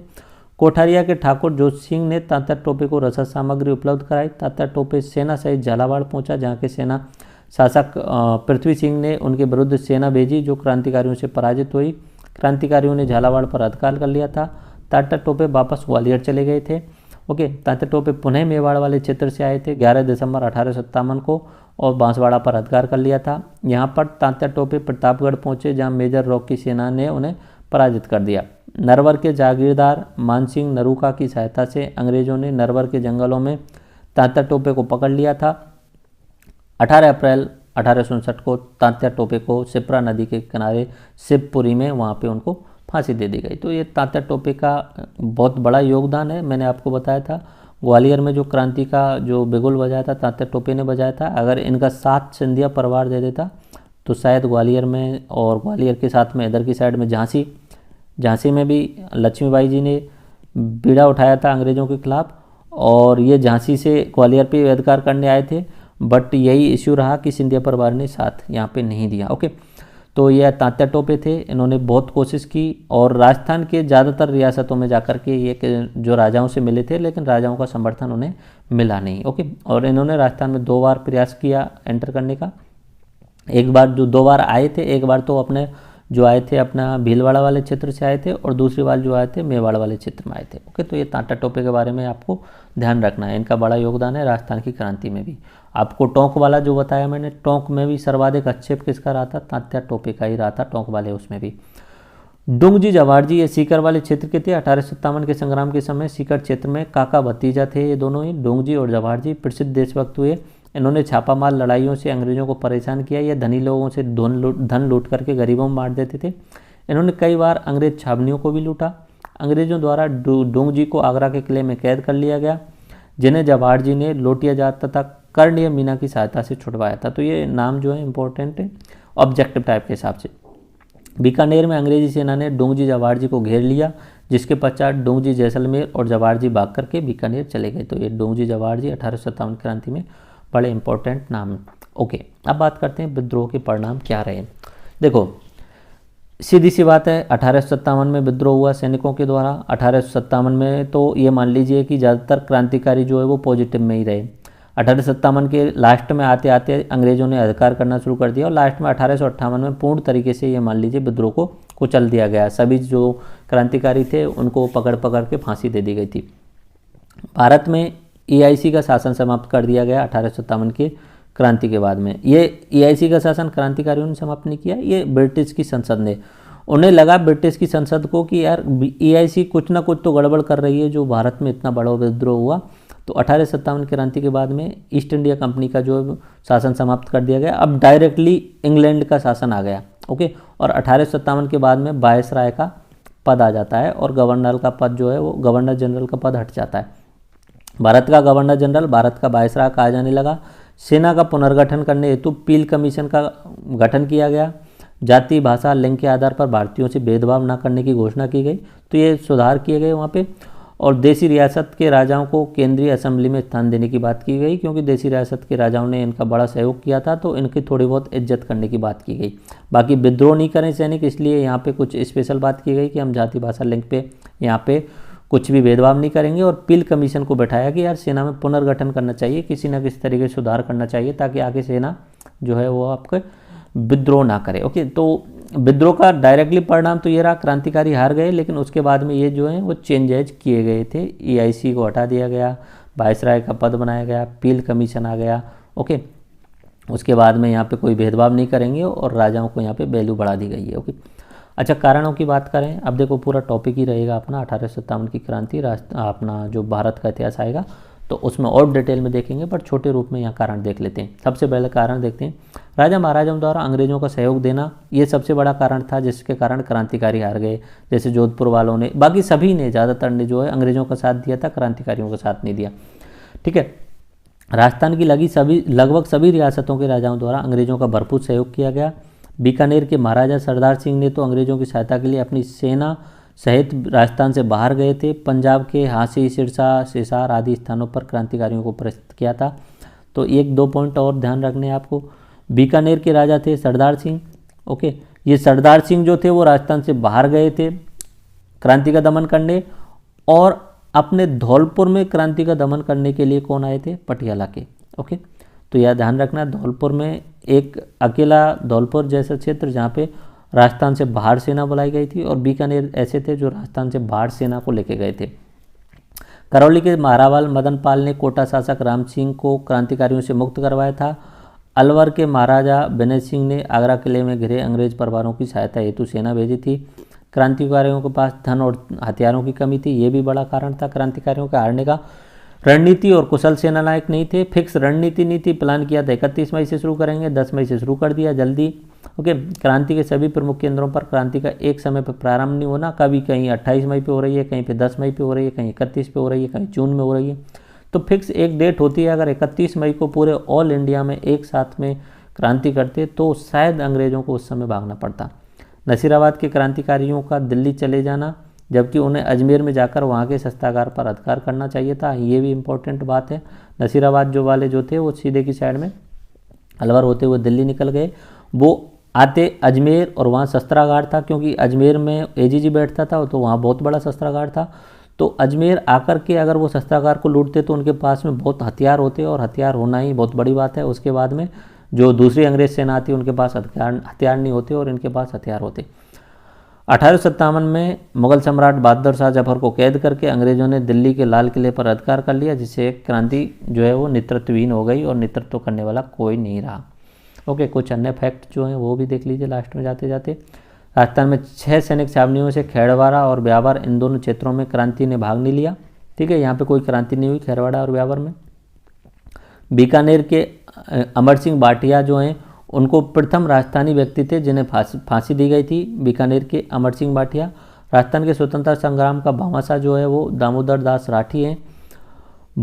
भचुंडला प्रतापगढ़ नामक स्थान पर वीरों का स्मारक स्तंभ बना हुआ है। द म्यूटनी इन राजस्थान, ये प्रिचार्ड के द्वारा लिखी गई है। अंग्रेजों ने निम्बाहेड़ा पर अधिकार का, टोंक निवासी ताराचंद जो कि निम्बाहेड़ा का मुख्य पटेल था उसे तोप से उड़ा दिया था। धौलपुर में विद्रोह राज्य से बाहर के सैनिकों ने किया था, उसे दबाने भी बाहर के सैनिक आए थे। हाँ, ये बात इंपॉर्टेंट ध्यान रखना है, धौलपुर को दबाने के लिए भी बाहर से आए थे, और विद्रोह भी शुरुआत किया था वो ग्वालियर से आए हुए लोगों ने किया था। ठीक है, बाद में धौलपुर वाले लोगों ने उनका समर्थन किया था। धौलपुर के लिए याद रखना है। बीकानेर के लिए ये बात ध्यान रखना है, बीकानेर के राजा बाहर लेके गए थे अपनी सेना विद्रोह दबाने के लिए, हिसार वगैरह हरियाणा में। रेवाड़ी समुदाय के लोग मैकमोहसन की कब्र की पूजा अर्चना करते हैं। जयपुर के महाराजा राम सिंह द्वितीय द्वारा की गई सहायता से प्रसन्न होकर अंग्रेजों ने उन्हें स्थायी रूप से कोटबली का परगना एक्स्ट्रा दे दिया। और ये वो मैप है जिसमें अंग्रेजों का साथ दिया था राजाओं ने, देख लीजिए सभी ने साथ दिया था। बीकानेर, कोटा, जयपुर, उदयपुर, टोंक, जोधपुर, प्रतापगढ़, करौली, झालावाड़, धौलपुर, सिरोही, नाम लेने का कोई फायदा नहीं है इनका। ओके, 1857 की प्रमुख क्रांतिकारी, इनके बारे में नाम ध्यान रख लेना कुछ। डोंगजी जवाहर जी, थोड़ी देर पहले इनके बारे में बताया था। काका भतीजे। मेहराब खान, ये कोटा में इन्होंने नेतृत्व किया था। रावत केसरी सिंह, ये सलूम्बर के ठिकानेदार थे जिन्होंने जो ठाकुर थे अपने कुशाल सिंह का सहायता की थी तात्या टोपे जो ग्वालियर में, जिन्होंने क्रांति की अलग जगाई थी और राजस्थान की सभी रियासतों में राजाओं से सहयोग मांगने की कोशिश की थी। ठीक है। उसके बाद दूसरे भामाशाह अमरचंद बाकिया या अमरचंद बाठिया, जो भी आप नाम बोलना चाहें, ठीक है, अमरचंद बाकिया या अमरचंद बाठिया, इन्होंने ग्वालियर में जो क्रांति हुई थी उसमें सहयोग दिया था धन के रूप में। ओके, नगर सेठ थे ग्वालियर में। ठाकुर कुशाल सिंह ये आहुआ के थे। 1857 की क्रांति में साहित्यकारों का योगदान, सूर्यमल का मिश्रण जो थे ये जो थे वो बूंदी वाले क्षेत्र के थे। ओके, तो इसलिए यहाँ पे जब मैंने यह मैप में जो बनाया है इसमें बूंदी का नाम नहीं लिया, ये बूंदी है। बूंदी वाले जो राजा थे वो न्यूट्रल रहे, उन्होंने ना तो अंग्रेज़ों का साथ दिया ना ही क्रांतिकारियों का, इनडायरेक्टली उन्होंने क्रांतिकारियों का साथ दिया था, इनडायरेक्टली। ओके, इनडायरेक्टली उन्होंने क्रांतिकारियों का साथ दिया था। तो आप बोल सकते हो बूंदी के राजा राम सिंह सेकंड जो है वो क्रांतिकारियों का साथ दिया था, डायरेक्टली नहीं, इनडायरेक्टली। ओके, तो यहाँ पे एक जो कवि मैं नाम बता रहा हूँ यहाँ पे आपको, सूर्यमल मिश्रण जो है वो बूंदी के राज कवि हैं। तो बूंदी नरेश राम सिंह के कवि हैं। इनकी रचनाएं वीर सतसई वंश भास्कर और सती रासो, ये इनकी रचनाएं सूर्यमल मिश्रण की। और इन्होंने राजा को बोला था कि आप जो है वो अंग्रेज़ों का सहयोग ना करें। तो सूर्यमल मिश्रण का बहुत बड़ा योगदान था बूंदी वाले क्षेत्र में। कवि बांकीदास ऐशो आराम में डूबे राजाओं को जगाने के लिए इन्होंने काम किया था। ओके, तो आई थिंक ये आपको क्लियर हो गया। और ये क्रांतियाँ थी नसीराबाद, अलवर, नीमच, टोंक, अजमेर, एरनपुरा, आहुआ, बिठोड़ा, चिलावा, धौलपुर और कोटा। इस तरीके से हमने अपना 1857 की क्रांति जो है पूर्ण कर ली है। ओके, काफ़ी बड़ा मैटर हुआ, बट मैंने उस तरीके से कोशिश की कि आपका RS प्री, RS मेंस और बाकी कोई भी एग्ज़ाम दे रहे हो आप, पटवार, पुलिस, सब में यहीं से सवाल आ जाएं। और कुछ भी अगर सवाल बचेगा तो अपना डिस्कशन वीडियो जो होगा उसमें आपको मिल जाएंगे। एक बार रिवाइज करा देता हूँ क्या क्या मैंने आपको पढ़ाया। ओवरव्यू में बताया कि क्रांति क्या होती है। 1857 की क्रांति के समय भारत बताया मैंने आपको कैसे था, अंग्रेज़ों के शासन में था। उसके अलावा रियासतों वाला क्षेत्र मैंने आपको बताया था। भारत में क्रांति वाले केंद्र बता दिए थे मैंने आपको, ग्वालियर, झांसी, कानपुर, लखनऊ, मेरठ, बैरकपुर। उसके बाद में इसके कारण बताए थे मैंने, क्या क्या कारण पहले से चले आ रहे थे। अवध वाले नवाब को वहाँ से हटा दिया गया था, तो अवध की जनता परेशान थी। उसके अलावा तात्कालिक कारण जो था वहाँ पे सबसे ज़्यादा आता है बंदूक का जो कारतूस था उसको खोल को मुंह से खोलना और जिसमें गाय और सूअर की चमड़ी मिला होना या उनका मांस मिला होना, इस तरीके से वहाँ बोला गया था। 1857 की जानकारी के स्रोत बताए, BD सावरकर, प्रिचार्ड। ठीक है, प्रमुख केंद्र मैंने आपको बताए थे। और प्रमुख 6 छावनियाँ थी। 6 छावनियों में थे एक खैरवाड़ा और ब्यावर, 2 को छोड़ दो, बाकी चारों जगह और उनके सहयोग से अन्य जगहों पे भी क्रांति हुई थी। प्रमुख राजाओं के नाम बताए थे। उस समय राजस्थान का सिस्टम गवर्नर जनरल, उसके नीचे AGG और पॉलिटिकल एजेंट, ये जो रियासतों में बैठते थे।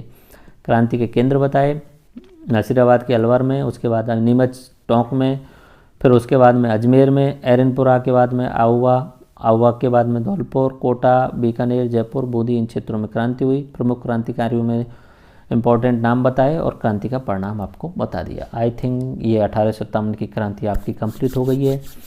राम राम सा, धन्यवाद, जय हिंद।